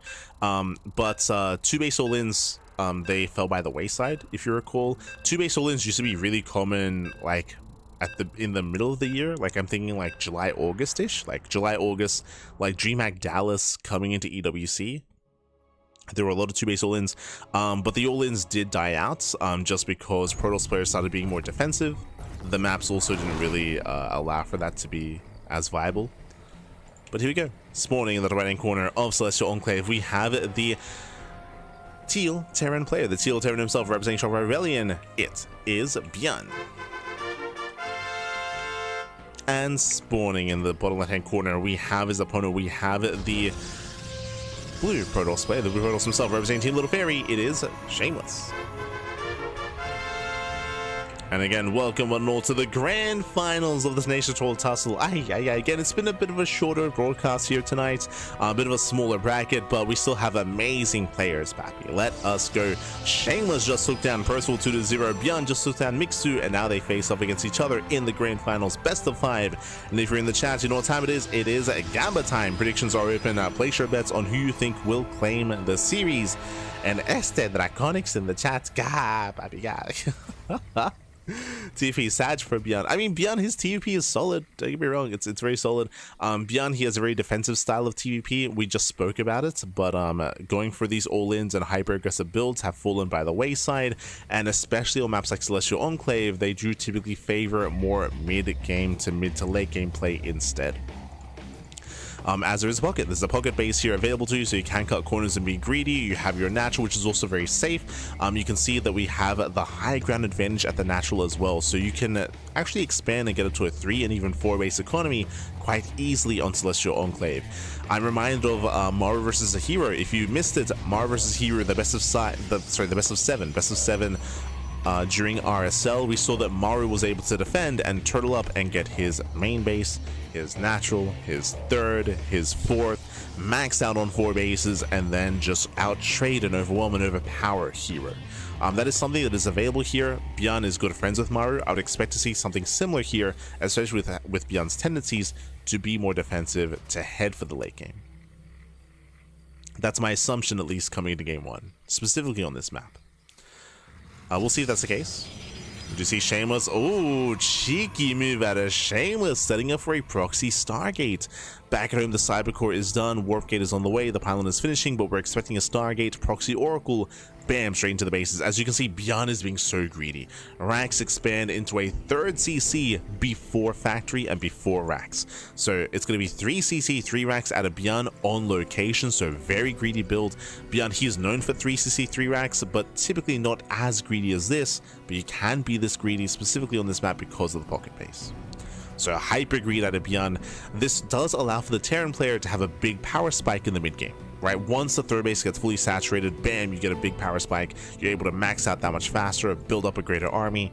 But can ByuN minimize losses against the Oracle? Here we go. Stargate's on the way. The Oracle is going to be popping out, and ByuN has been denied entry.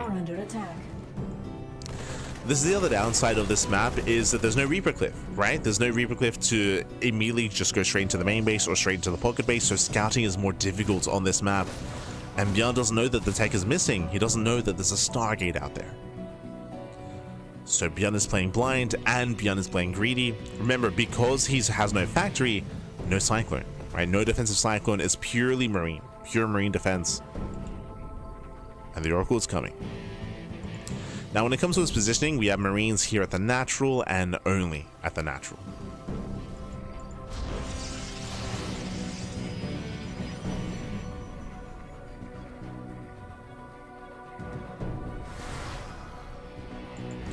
As Oracle goes in, gets 1, gets 2 SCVs, denies mining, gets a 3rd worker towards the end. No major damage here, but he gets a full scout. Oh, 4 SCV kills, and he confirms the fast 3rd CC, confirms the greed, confirms the 3 racks. So Shamelessly scouts everything. So a nice start for the Protoss. Behind this, getting his own 3rd base up and running. How many gateways? I believe 2? 3. So 3 gate blink into a 3rd as a follow-up. What I will say is that this was nice damage from the Oracle, and the Oracle is still alive as well and can find even more damage, but so far, because of ByuN's greed, he can sustain some losses like this. Oh, and he does catch. Yeah, nice movement. He does take down the Oracle. Very nice movement here out of ByuN. Does intercept. And as we mentioned, ByuN, because of the triple CC, that means he saturates his main faster, his 3rd base faster, his natural faster as well. He just saturates everything faster, building up his economy and eventually building up his army in towards the mid game. From here, soon he can set up a 4th CC, get into a 4th base,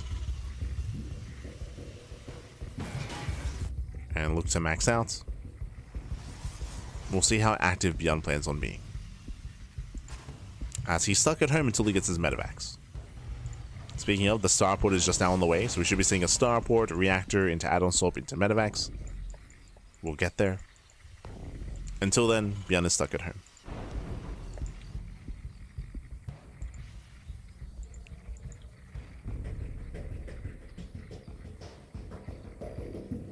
So we need to get some sleep, Pappy. Get some sleep. Estes load.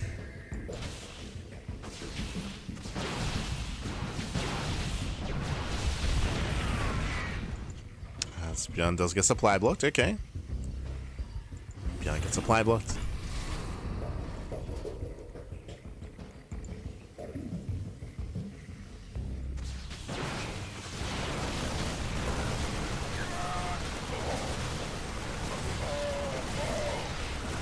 So far, getting some free damage here. Nice blink control out of Shameless. Oh my god, 7 Marines.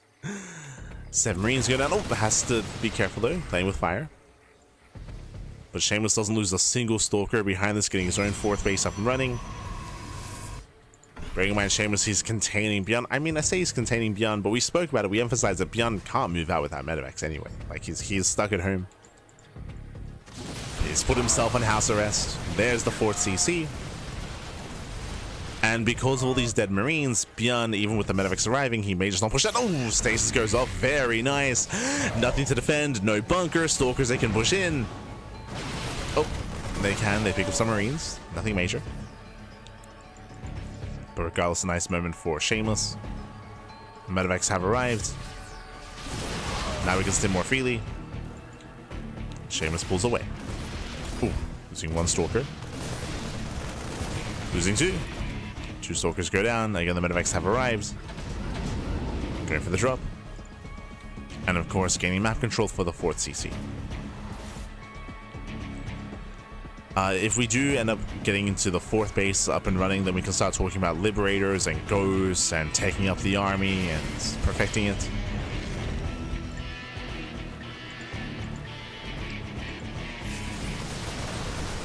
Right now, ByuN just dying vision, scans the army, gets the hell out of there. Jesus. Does pull away.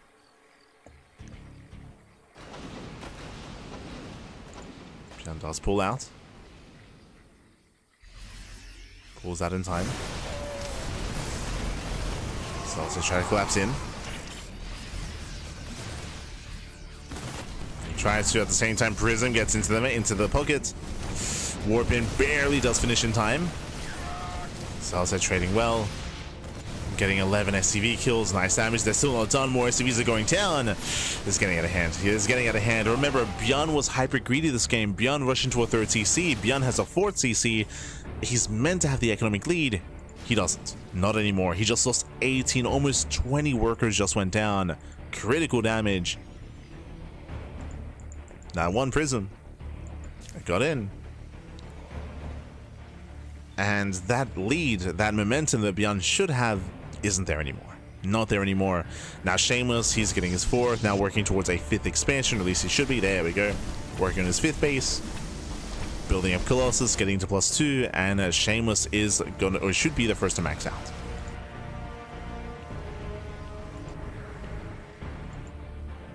So Shameless looking good.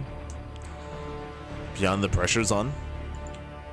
He's moving out. How many Colossus do we have? Only 1. Ooh, only 1 Colossus. ByuN has potential. Jesus. Does try to engage.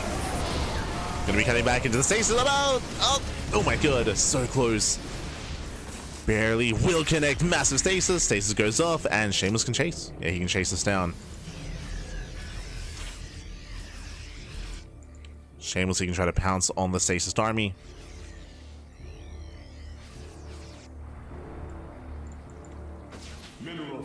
Oracle moves in. Oh. The Ghost Stasis runs out. Picks up some Marines, picks up a Marauder. Nothing major, but again, a better trade for Shameless.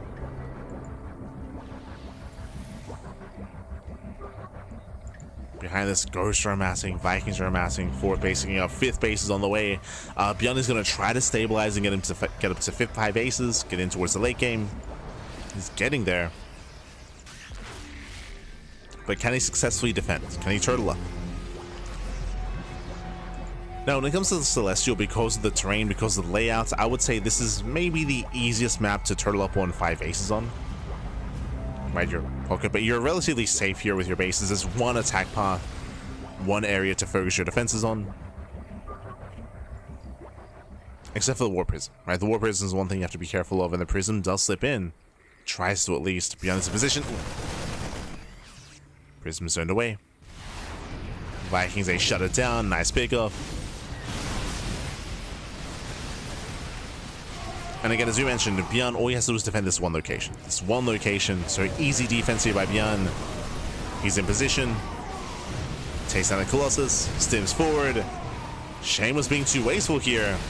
They're being far too wasteful, lose every single Colossus. Shameless overextends, and ByuN can keep pushing. Yeah, ByuN, he has momentum, he just keep counterattacking. Nova goes off, does not connect. Nice target firing out of ByuN. He target fires well, and he will kill everything. And again, this is the power of Celestial Enclave. It is so difficult to push into a 4-basing Terran.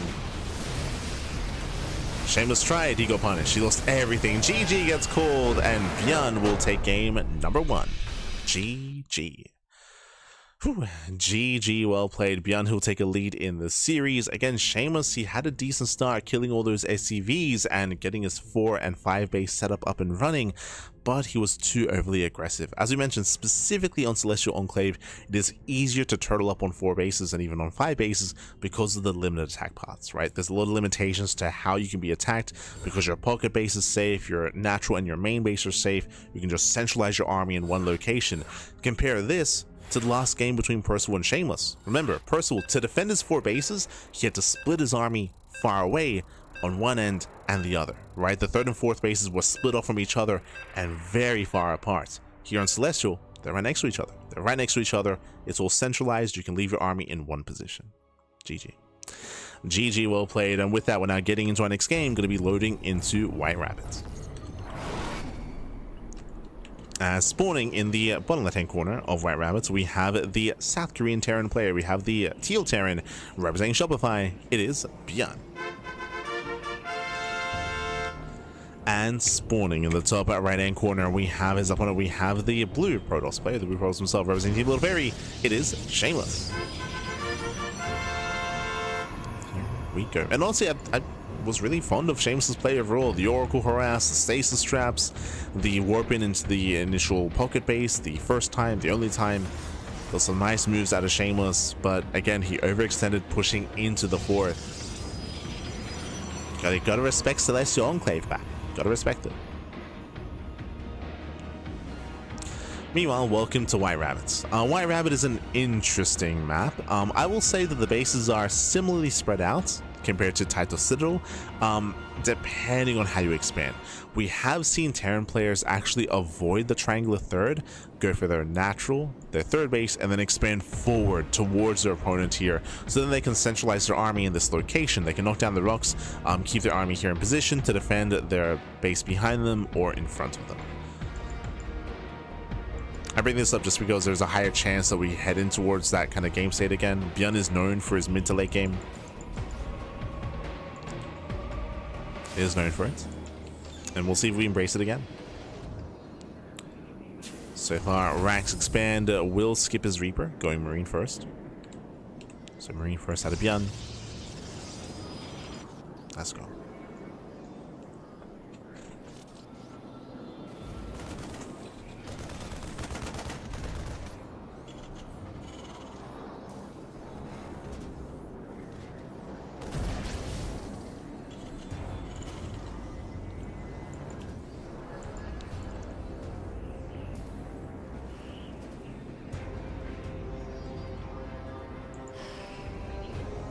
Oh, cheeky move here. Okay, so ByuN, he does go Rax expand, and his goal here is to punish Shameless. So the hope is Shameless, he scouts. Shameless knows that ByuN is being greedy and going for an economic build, and ByuN is hoping that Shameless reacts with Adept Harass to try to cripple the economy, to try to slow this down. And we have Later Trap here with Marauders. The goal here is for the Adept to come in to try to threaten the natural, and then for the Marauders to pounce, catch the Adept, and shut it down. Here comes the Adept. So we'll see if ByuN can catch the Adept. Behind this, Shameless going for a Stargate opener, this time back at home. Now, Stargate openers are viable in this matchup, more so on larger maps like White Rabbit. So I'm okay with this. I'm okay with this. Going Stargate. Meanwhile, the Adept gets caught out, and that's going to be a kill. Yeah, massive catch here. Adept is going to be caught. Better start for ByuN. Vision is denied, and ByuN, he rushes once again. Third CC and the second and third rack. So 3 CC, 3 racks. This is a very similar build as last game. I say similar because the opener was different, going for Marauders, but the end goal was the same. So 3 CC, 3 racks, similar build, 2 games in a row. Once again, the goal here is you have no factory, you have no cyclones, you're building up vanilla marines in towards marine marauder, in towards a later starport, and later medevacs into later drop play. And again, it's less about being aggressive, it's more about just maintaining map control, getting a fourth, and then building up a death pool of an army, just like last game. It's all about playing for a later game. It's all about building up and playing for the mid to late game. That is ByuN's speciality in this matchup. He's not known for all-ins, he's not known for aggression. Not in TVP. He is known for that in other matchups, for sure, for sure. Like, he's known for being very in-your-face against Zerg. Very aggressive, very active against Zerg players. Not against Protoss. Meanwhile, the Oracle's getting a lot done here, getting 4 or 5 SCVs, getting up to 6. Oh my god!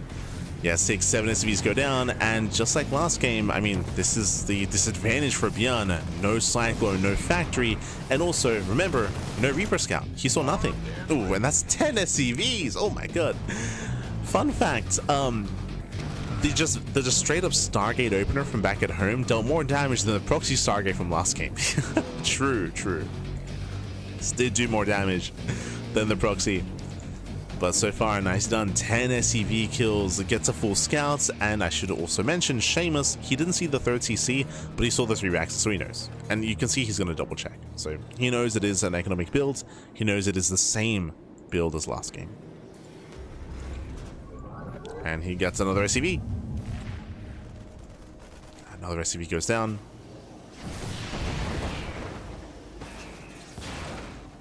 Marines, they cannot keep up. Gets highs on the saturation. Gets a fire level. Oh no! Jesus. Be careful, Shameless. Rally's too close. And now there's a lot of pressure on ByuN, and you can see him moving out. I don't blame him. Like, right, ByuN, he's taken a lot of losses, a lot of hits. Compared to last game, he has to be active in some way. As he postures in the center, ideally he catches a stray Oracle, like he did last game as well, which he was able to achieve. But so far, Shameless is not being active. Shameless is just chilling back at home, getting his third. Charge on the way, +1 armor. No blink.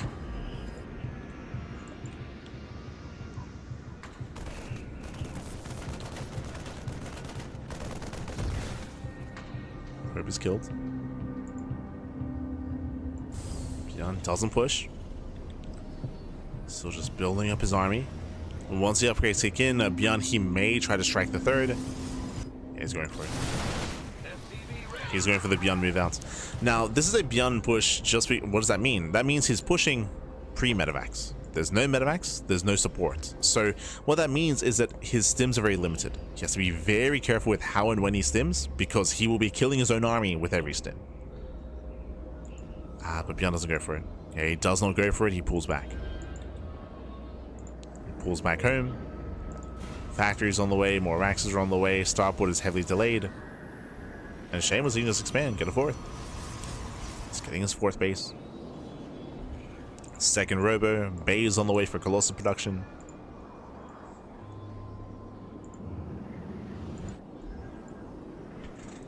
I will say that it's going to be more difficult for ByuN to turtle up on 4 bases here on this map compared to Celestial. It's going to be a more difficult defense. As Shameless looks down the army, he trades easily with these zealots. Oh my god, they tank quite well. Yeah, they tank well, but we have to get out of here. Once zealots run out, has to pull back, has to pull away. At the same time, zealot run by here, catching reinforcements. No major economic damage, but he traded against the army. And what's important here is that this trade was actually better for Shameless, and it was better because there was no support, no medevacs, he couldn't pick up and drop away. The army was locked down. So an efficient fight for Shameless. So he builds up his Colossus, gets into his upgrades.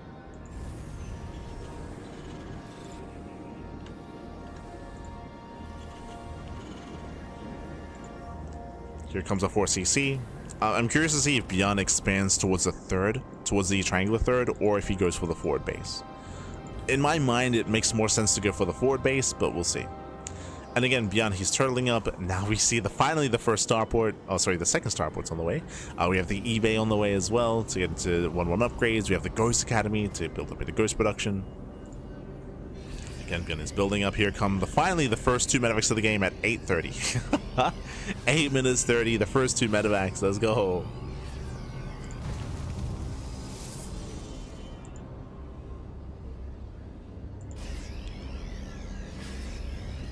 And the goal for ByuN should just be to turtle up, to defend, to build up, perfect his army. It's going to be up to Shameless to be very, very careful with how he pushes.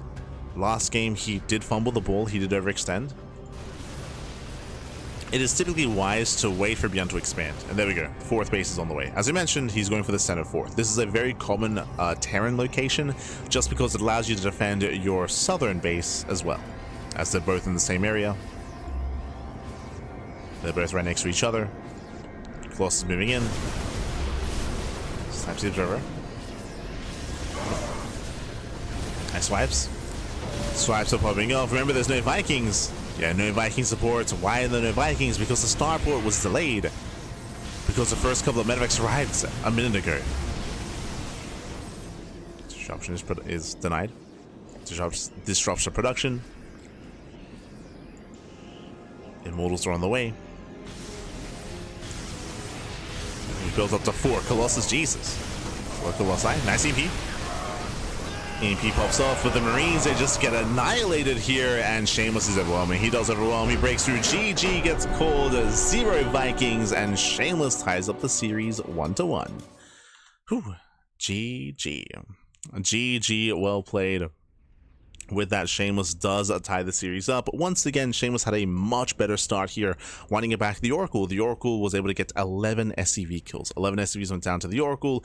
Likewise, we saw he was even able to trade well with his Zealots. If you recall, we did mention how he did engage early on, force field the army, and outtrade the Zealots. And we saw that ByuN couldn't be active. He could have had the choice to go for a ByuN push and go for a move out without medevacs, but he played it safe. He waited for the medevacs, but they were so delayed.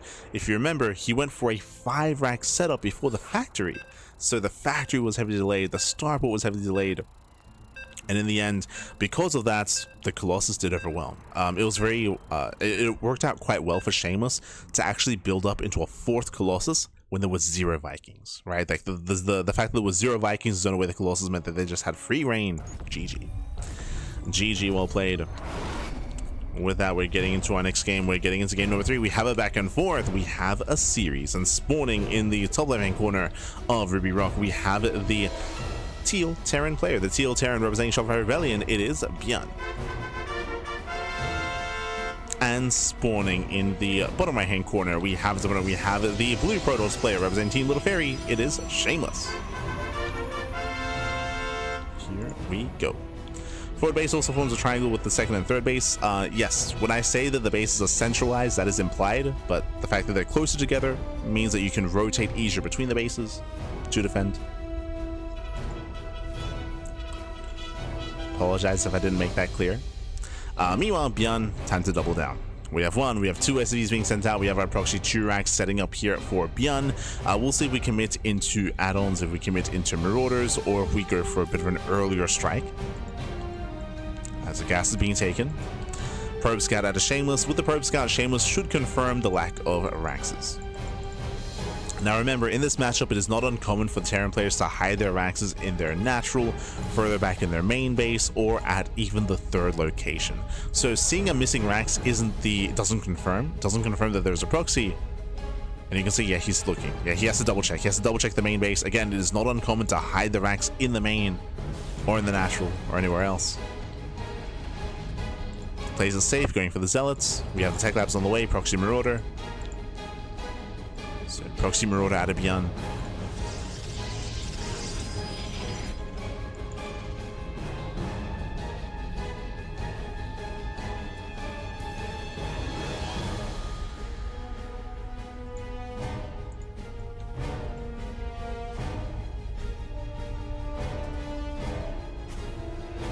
building up. Shameless, he does rally back home, and we'll see if he does come across the initial proxy. So it has arrived. Safety shield battery. So far, so good.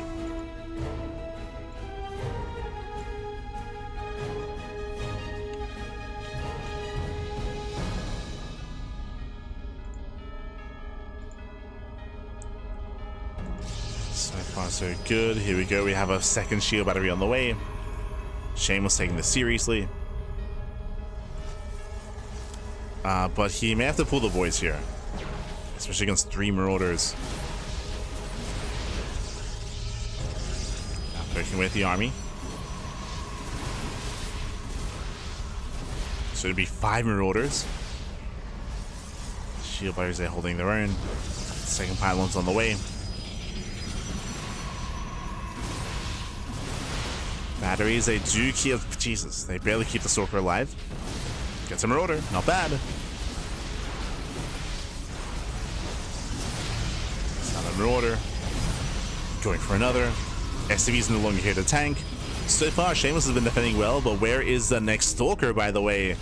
Went Sentry. Did go for the Sentry instead. Locks down 1 Marauder. Gets one, ideally 1 or 2. Does get 1. As Warp Gate was delayed. Ooh. 1 Stalker goes down, brutal pickup. There's just so many Marauders. And things are getting it's getting out of hand. It's getting out of hand here. Does snipe 1 more. Boys are being pulled. We're trying to buy time for the Immortal. And Shameless, he's buying time. There's so many low HP Marauders. There we go. 1 goes down. Gets 1, gets 2, gets 3.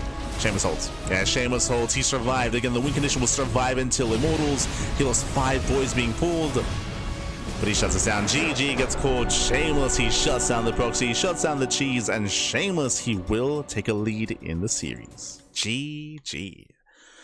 Whew. GG, well played. Shameless, he is now 1 game away from claiming the series, and the pressure is on ByuN. The pressure is on ByuN. Ay, ay, ay. As again, ByuN did risk it all here with his proxy Marauder. Shameless, he did read the game well. Even though Shameless didn't confirm the proxy, he still made the safety shield battery. He made the Zealot first. He did play it safe, didn't take a risk, and didn't take a chance that it was a fake out.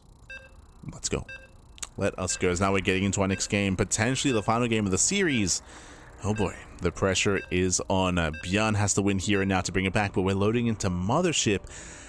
I'm getting PTSD. If you remember, it was like what, 2 months ago, ByuN versus Hero on Mothership during the Sparkling Tuna Cup, during the, I think it was the October finals. It was like an hour-long game on Mothership. It was brutal. We'll get into it. We'll get into it. Spawning in the top left-hand corner of Mothership, we have the Teal Terran player. We have the South Korean Terran representing Shovel Rebellion. It is ByuN. I'll mix it up this way. There we go. And spawning in the top right-hand corner, we have the blue Protoss. We have the blue Protoss himself representing Team Little Fairy. It is Shameless. Here we go. As we are getting into game number 4 here at Shameless, he is 1 game away from claiming the series. One of us is all he needs to become our Turtle Tussle champion. Let's go, Bible. Let's go. 1 more is all he needs, and we'll see if he can take it here. Now, welcome to Mothership. Mothership is a massive map. It is one of the largest maps in the map pool, longer rushes to Spire Grounds, and a lot of bases to take as well.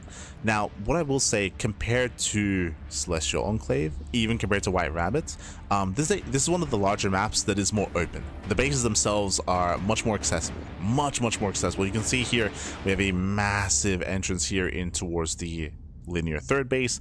Likewise here we have a massive entrance into the triangular third if the rocks get knocked down.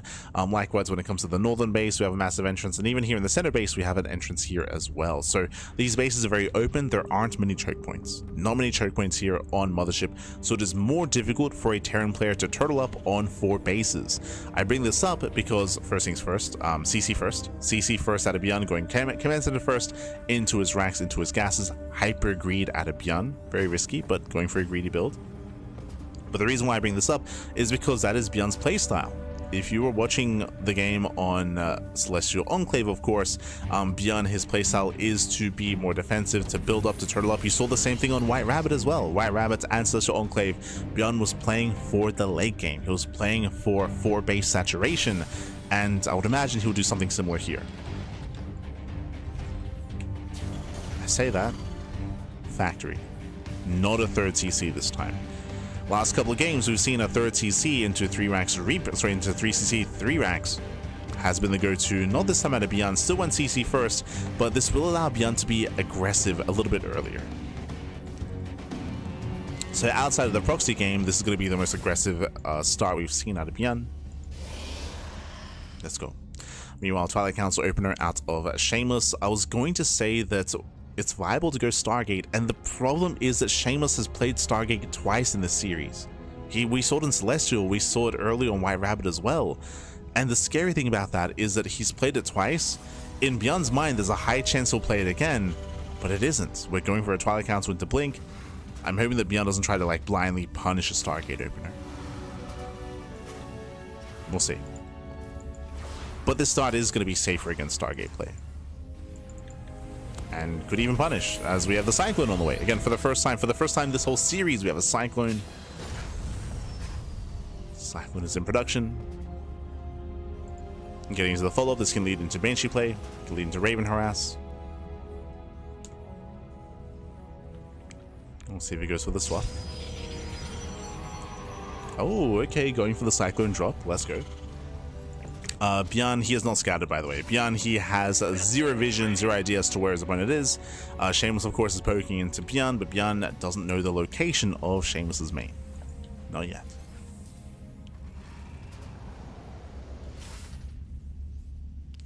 Now, ByuN is being hyper-aggressive here. This makes sense. I mean, we just spoke at the beginning of this game about how difficult it is to turtle up and defend and play for the late game on Mothership. So we're going for early drop play into early pushes. Let's go. So ByuN, he's taking the role as being the aggressor this time. He's moving out. Shameless spots the drop. That's forced the unload. Ooh, hallucination is going to be sniped. And Shameless is getting ready. Shameless, wait, hold on. He went 3 gates. Yeah, okay, he went 3 gates into a 3rd before the robo. Shameless was cutting corners. As drop gets in, gets 3 probes. Not bad. 3 workers go down. Oh! Madrex takes the volley, drops into the main base. Shameless out of position, and Shameless taking a lot of damage here. Yeah, taking a lot of hits. Stalker trying to keep up.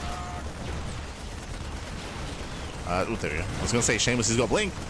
Does have Blink, takes down the Medevac, takes down the army, but still will lose a Stalker and 5 probes. Decent damage. Decent damage dealt here by ByuN.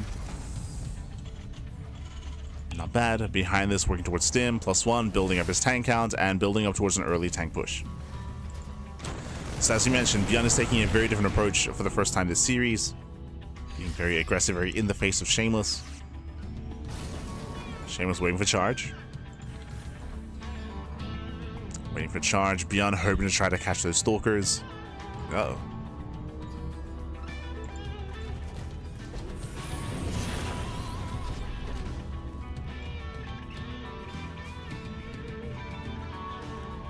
His tanks are in position.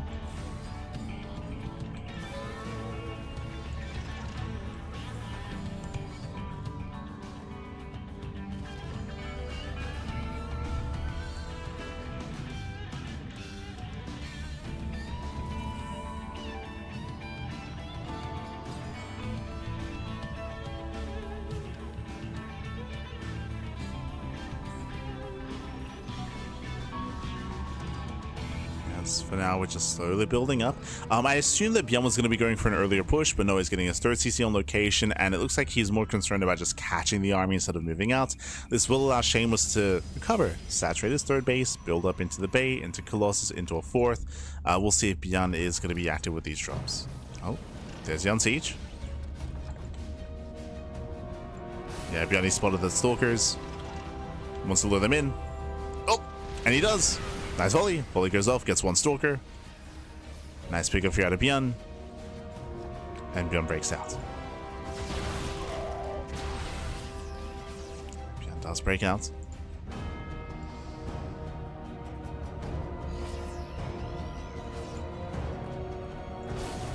See the Zealot Rumba being set up. Shameless is waiting for the move outs. Once ByuN does, then he can strike.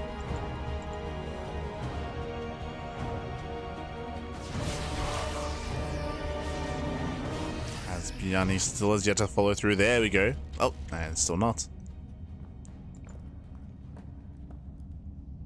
Again, that's what Shameless is keeping his eye on. As ByuN is taking up into Ghost. Ghost Gambit's on the way. We do have the on siege. Shameless does spot this. And he's going for it. He's going for the run by. This time ByuN does commit to the push. Zelda coming for the backstab. Back at home, Henry Colossus. One Colossus so far. It's going to be a tough hold. Zelda stay. Oh, hit the production. They hit the add-ons. Nice splash damage. Mine shot's going off. ByuN, he's going in for the kill. It's going to be a tough hold. It's going to be a difficult defense here for Shameless. He was unable to slow this down. Widow Mines do borrow. Shameless out of position. Tanks are sieging up, and Shameless needs Zealots. Yeah, no Zealots. No Zealots. They're not here in time. They're just now coming in. Nice target firing on the Colossus. He leaves it idle. Miscontrol out of Shameless. And Shameless, he will kill the tanks, but he lost the Colossus. Ay, ay, ay. Yeah, messy defense here from Shameless. He will survive. He will defend. He will defend here, but you can see him plummet in supply. Again, there was no control on the Colossus. He did not pull away. ByuN is still rallying. And the Zealot Rumba was lackluster. He killed 3 SCVs. 3 SCVs and not much more than that.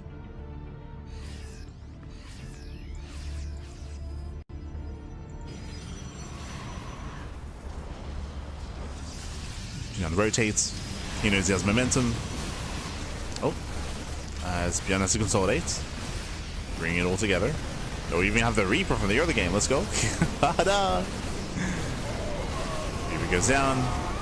Colossus taking a lot of damage. No shield battery. Oh, yeah, no shield battery support. And the Colossus, one more volley, does fall, and we are going to the ace match. ByuN, he has broken the 4th base. Colossus moving in. Boys are being pulled as Shameless getting desperate. He's getting desperate back. There's no saving the expansion. He's going to go for it though. He's going to try. I see him here on the Zealots. Colossus goes down. And as the final army here, just a handful of Stalkers. Again, the earlier defense was just too poor.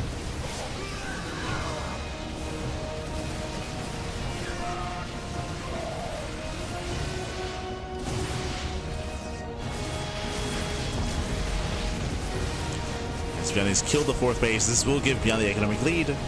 I mean, here it is. Here it is ahead.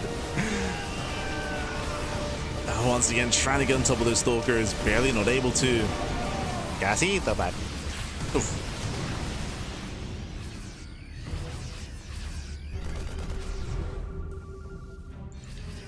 ByuN has to pull away for now.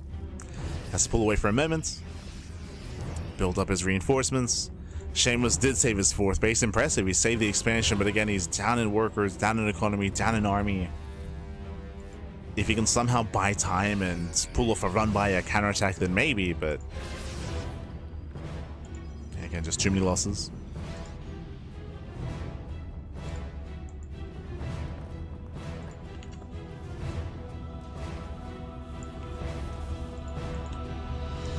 Too many back.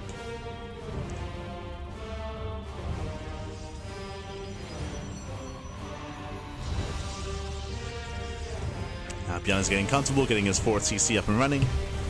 We mentioned earlier that it is difficult to defend on 4 bases here, and it goes for whoever has map control. That was ByuN. That's why we saw the rough defense out of Shameless. It's why ByuN can freely expand, as ByuN has map control. Shameless is stuck at home. Stuck at home. Stuck defending.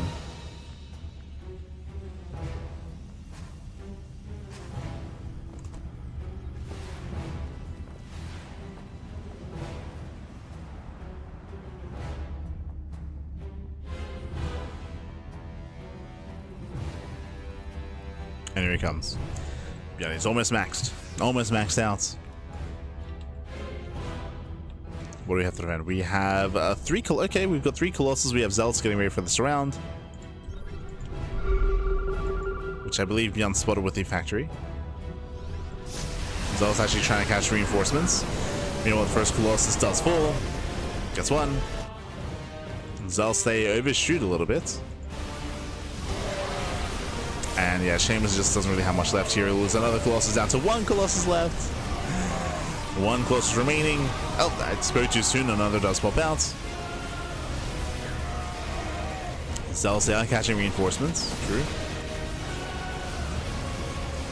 Catching reinforcements with ByuN. He makes his way into the third base mineral line. Gets more probe kills.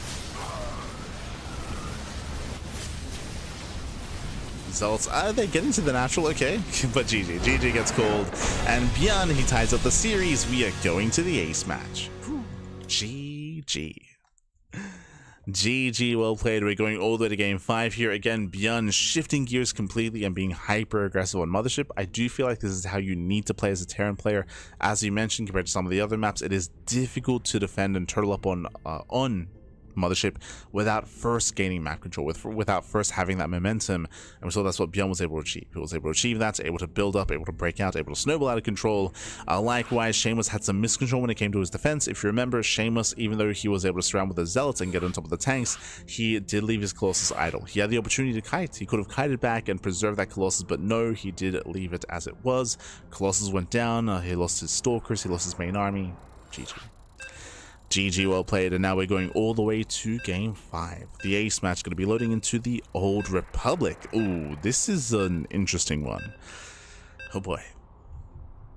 Here we go. Going to be loading in. This is another larger map. That is true, but it is also very open. Very, very open here. It reminds me a little bit of Mothership, to be fair, to be honest. We'll get into it. As spawning in the bottom hand corner of the Old Republic, we have the Teal Terran player, the Teal Terran himself. Fighting back, putting a point on the board and forcing the ace match. Can he go all the way for Shopify? It is ByuN. And spawning in the top right hand corner, we have the blue Protoss player, the blue Protoss himself, representing Team Little Fairy, sending a probe across the map. It is Shameless. Going for a very, very early probe scout. Did I say probe scout? He does veer off towards the right hand side.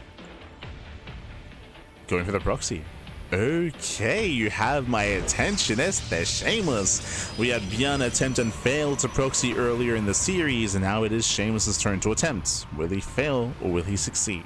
Let's go. As you can see here, no gases back at home, no gateways. We're going for the proxy gateways across the map. And how many gates? Do we go up to 2? Do we go more than 2? Just 2. Okay, so proxy 2 gates. This is not an all-in. I should emphasize, this is not an all-in. This is designed to get damage done early on, to gain momentum, and then typically you expand behind this. But we'll see if maybe he commits a little bit harder.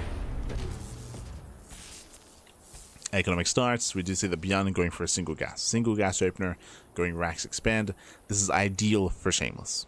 So ByuN will try to expand. Shameless's goal now is to force a cancel. Can he force a cancellation on that command center? If he can, he'll take a lead. You can already see here that Shameless is trying to delay the CC. Ooh, gonna be off center.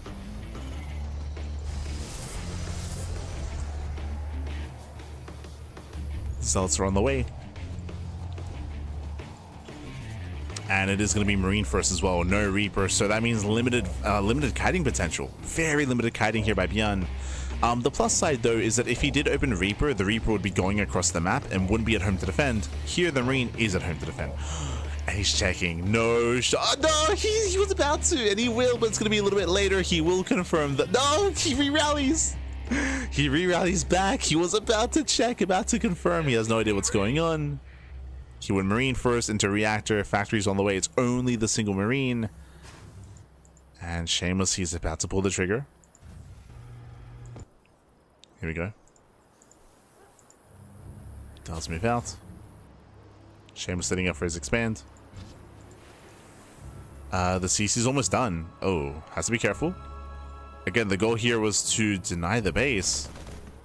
It's almost complete. Can he deny?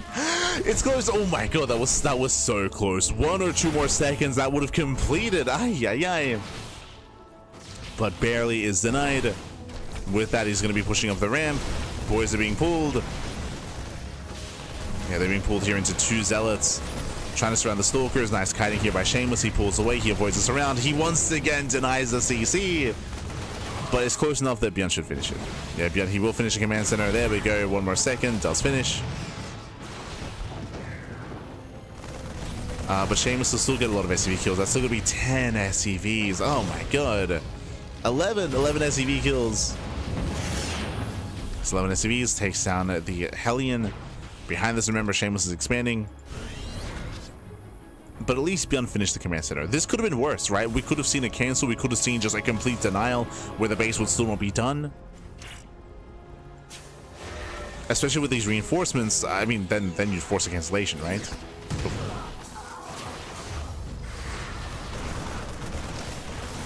And you would force it. Nice snipe on the Widow Mine. So this isn't a worst case scenario for ByuN, but he has lost a lot of workers. It's a lot of workers. Still unable to expand on the low grounds, but hey, he's got his orbital. He has mules.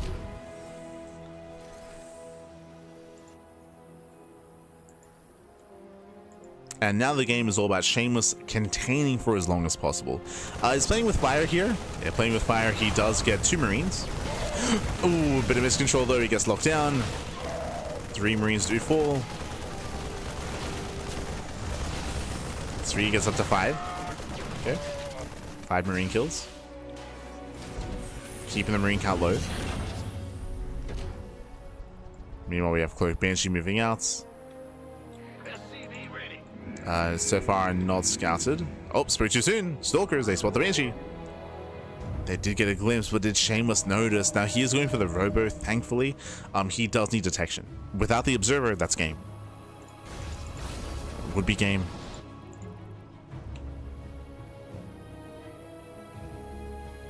As Shameless does go for the 3rd base, that's after the Robo. Shameless playing it safe.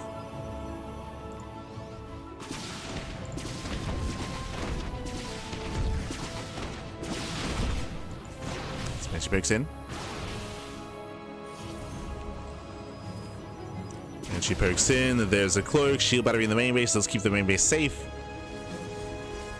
But the Observer's so late. Yeah, the Robo's delayed. So damage is being done here. 6, 7 probe kills. This is bringing ByuN back into the game, by the way. He's back. He's back in this. 9 probes. Observer finally pops out. And ByuN is now ahead economically. Fun fact. Fun fact. ByuN has 32 SCVs against the 36 of Shameless, but ByuN has mules. So ByuN, he has the greater economy. Shameless, we got to recover. Now, once Shameless's 3rd base kicks in, then Shameless can start to make more workers and take a lead from there. That is true. His 3rd base allows him to make 3 probes at a time. So Shameless can recover from those losses. But we have like a back and forth. We have a game. We have a game. Observer gets sniped. ByuN is pushing. Where is he? What's the plan? 3rd CC. So 3rd CC is on the way, so ByuN is building up into the mid game. Again, that lead that Shameless once had, it's not really there anymore. He's trying to maintain his at least 3rd base. Probing, saturating, getting to charge. Now, as the game slows down, this is where we have to speak about the map itself. Welcome to the Old Republic. We spoke about this, how it is similar to Mothership, and it's true. The Old Republic, it's similar, but I would say it's more secure on as Banshee gets more damage, 4 more herbs. But I would say this has a much more secure 3-base setup. You can see here that there is a more narrow choke point coming in between the bases, which can be defended quite easily. And even here at the triangular 3rd, even here the army can be positioned to defend on 3 bases relatively easily as well. Where things get difficult is the 4th. The forward 4th base and the linear 4th base are much more open, much more exposed, and very difficult to defend. We've seen many a player attempt and fail to defend on the Old Republic. I think one of the only players we've seen successfully defend the 4th base is Showtime. Showtime versus Raynor. I was very impressed by Showtime's play. He has a more unique style in PvZ as of late. staying on a very heavy gateway robo composition longer to be able to survive against early Ling Hydra aggression. In this matchup, we'll see. We shall see.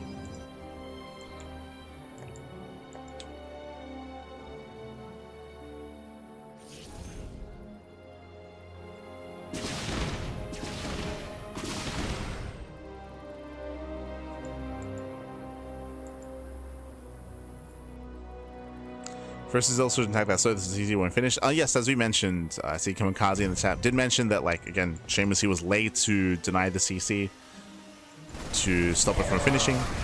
Otherwise, he could have forced a cancel. So that was a big win for ByuN early on. But of course, alongside that was the Banshee play. Meanwhile, Shameless moves out.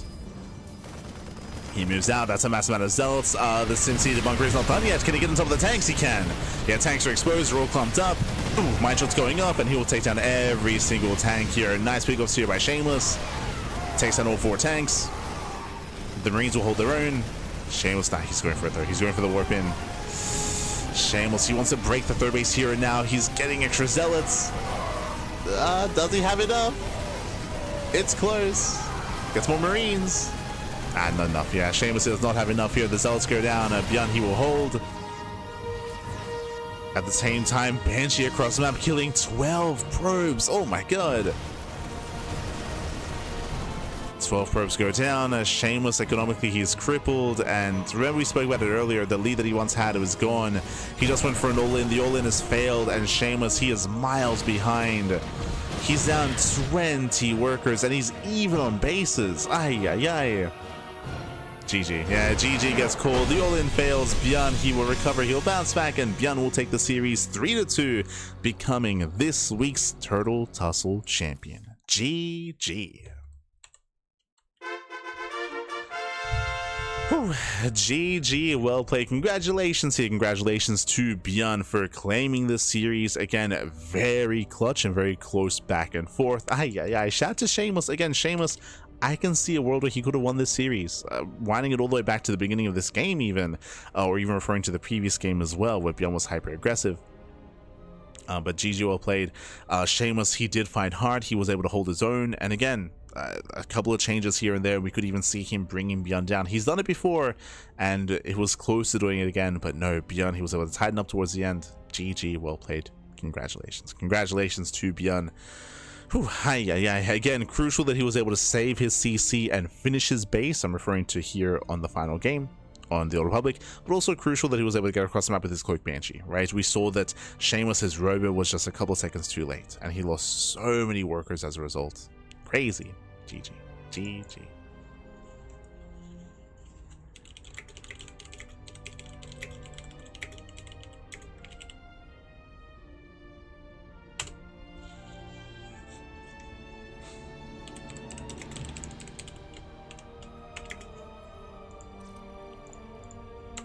Let's go. GG, well played. With that, congratulations to ByuN. Shout out to Shameless for, of course, competing and for making it to the finals as well. I don't want to take away from Shameless, especially because if you look at the bracket, he took down Percival, right? He took down Percival. Took down Percival here in the semis. In the semis to make it to the finals, of course, and ByuN was able to claim the series in the end. Shout out to the other competitors. We had Nice, we had Mixu, of course, as well. We had Perceive, Eddie, I think playing even in the Turtle Tussle for the first time. He's not really one to compete too often, so really great to see Eddie taking part as well, even taking down Ragnar in the first round. Maybe we might see more of Eddie in the future. Possible. It is possible. But GG, well played. And again, hope you all enjoyed yourselves. Hope you all had a great time. For those that are unaware, the Tenacious Turtle Tussle is a bi-weekly tournament. That means every fortnight, every 2 weeks, we do host the Turtle Tussle. It is not a tournament that is funded by the Patreon. Bear that in mind. I'm sure you're aware, but we do have a Patreon set up, and our Patreon does fund our tournaments. It funds the Sea Duckling Open, the Masters 1 Open, and the Sparkling Tunic Cup, but it does not fund the Turtle Tussle. This is independent. This is funded by a very passionate fan of StarCraft, a very passionate viewer by Mark BT. So big shout out to Mark BT for funding the event, for sponsoring the event, event and for allowing us to run this event on a regular basis. So much love to Mark BT. Again, the Sparkling Tuna Cup is a tournament that's a little bit more in a more favored European time slot, like European/Korean time slots. This tournament is more designed to be at a more NA friendly time slot instead, like Americas, Latino America as well. It's a little bit more NA centric. Despite that, still had some Europeans and Koreans competing, of course, but hopefully we can tap into that NA market. And we often do get players like, Vindicta or like Foxer or Trigger or some of the other NA boys to compete. Maybe a little bit less this week. Part of the reason why we did have some lower signups as well is that we do have some players traveling. What is this weekend? Bam! We have you covered. As you can see here, over the weekend we have the RSL Revival StarCraft League offline finals. That is going to be over the 13th and 14th of December, Saturday and Sunday. So the weekend is going to be full of the RSL, and Jumi is traveling for that, Geralt is traveling for that, SOS is going to be there. Basically, Streamer Zone are going to be sending a lot of their players. Streamer Zone, they're going to be sending and flying over a bunch of their players to compete in Korea. Remember, it is an offline event in Korea. Of course, you have all the Koreans competing there as well, and it's going to be a blast. I don't know if I'll be casting it. I'm still on the fence. I'm still on the fence if I want to take the weekend off or not. But if we do cover it, it is going to be a co-stream. We have been co-streaming the last couple of seasons of RSL, and I did ask for permission, and we'll see if we can co-stream the offline finals as well. If we can, then we'll be stepping in. Otherwise, we'll be calming down and having a bit of a leaner weekend. As you can see here, we just wrapped up with our Thursday broadcast. We were meant to have a couple of extra casts this week, if you remember, with StarCraft Evolution League and with Hatchery Cup. Hatchery Cup was postponed, and StarCraft Evolution League, their replays were a little bit delayed when it comes to when they were releasing. So we should be covering StarCraft Evolution next week, and Hatchery Cup when it does unfold, which I think is going to be maybe in a week or two as well. So again, we have all of our tournaments. We have more casts around the corner, of course, and this evening we should be returning with the podcast. That is going to be in around 7 hours. Yeah, in around 7 hours time, we're going to be live here on the channel with the podcast. The podcast is our weekly talk show where we talk all things StarCraft. This week we have a lot of updates when it comes to tournament results. We have our weekly tournaments. We have KSL, TTT, the Wardy TV 2025 like end of year tournaments. We have updates regarding that. SDO, we have, what else do we have? We have an update when it comes to the Comeback Kid documentary surrounding Clem. We have Big Gabe. True, Big Gabe, he announced a recent German LAN event. True, there's also a LAN event happening in Germany. Big Gabe is behind that. We have revealed details regarding Star Zagora 2026 and much more. So again, we do discuss all things StarCraft. We catch up on all the news of the week, and that'll be, of course, in 7 hours. 7 hours time. I'm gonna go get some breakfast. Get some food, get some rest, and get ready for tonight's podcast. I might do a cheeky ladder stream leading into the podcast. It won't be too long, but a couple of hours of ladder into the podcast. If you're curious, I do go live on my personal channel, lights in the chat. I do go live on personal channel. I do not ladder here, I ladder elsewhere. We do try to keep the CranKy Ducklings contained to just tournaments and team content instead, just as a heads up. When it comes to the CranKy Ducklings, if you want to support us, you can do so via the socials. !socials in the chat. We are over on Twitch, on Twitter, Facebook, Instagram, YouTube, and Discord, all things CranKy Ducklings, and we also upload to YouTube on a daily basis. So if you want to tune in, if you want to watch the Big Sur Cup, or Tuna Cup, or Wardy TV Monday, or one of the other open cups, or even StarCraft Evolution, RSL, true, it's all on YouTube. It's all there in VOD form. So do check it out. YouTube if you're interested. Otherwise, I should also very quickly add, you can see here on the schedule, there's no Tuna Cup. There is no Tuna Cup. The reasoning for that, we bring this up every now and then, but every now and then there are these big events happening over the weekend, and Tuna Cup is usually on Sundays. So whether it's Esports World Cup or Home Story Cup or RSL, Star Zagora, right? These big offline events that take place over the weekend. Whenever these events clash, or GSL finals, that's another example, whenever they clash with Tuna Cup, we typically reschedule. So Tuna Cup, we still have one, but it's going to be on Tuesday, not on Sunday. So next week, Tuesday, should be Tuna Cup, because it's going to be clashing with RSL. So we want to avoid clashing with like major offline events, and it'll be on Tuesday instead. That may impact signups. It may mean that signups are a little bit lower, so that is something that we're of course accepting of and understanding of, but that's going to be next Tuesday is the Tunic Cup, just as a reminder, as a heads up. Otherwise, thanks for watching, thanks for tuning in. We do appreciate it, and we'll see you guys in 7 hours, or we'll see you over the weekend for the RSL. Thanks for watching, take care, enjoy yourselves, see you next time. Ciao, bye, ciao, see you next time. Hasta luego.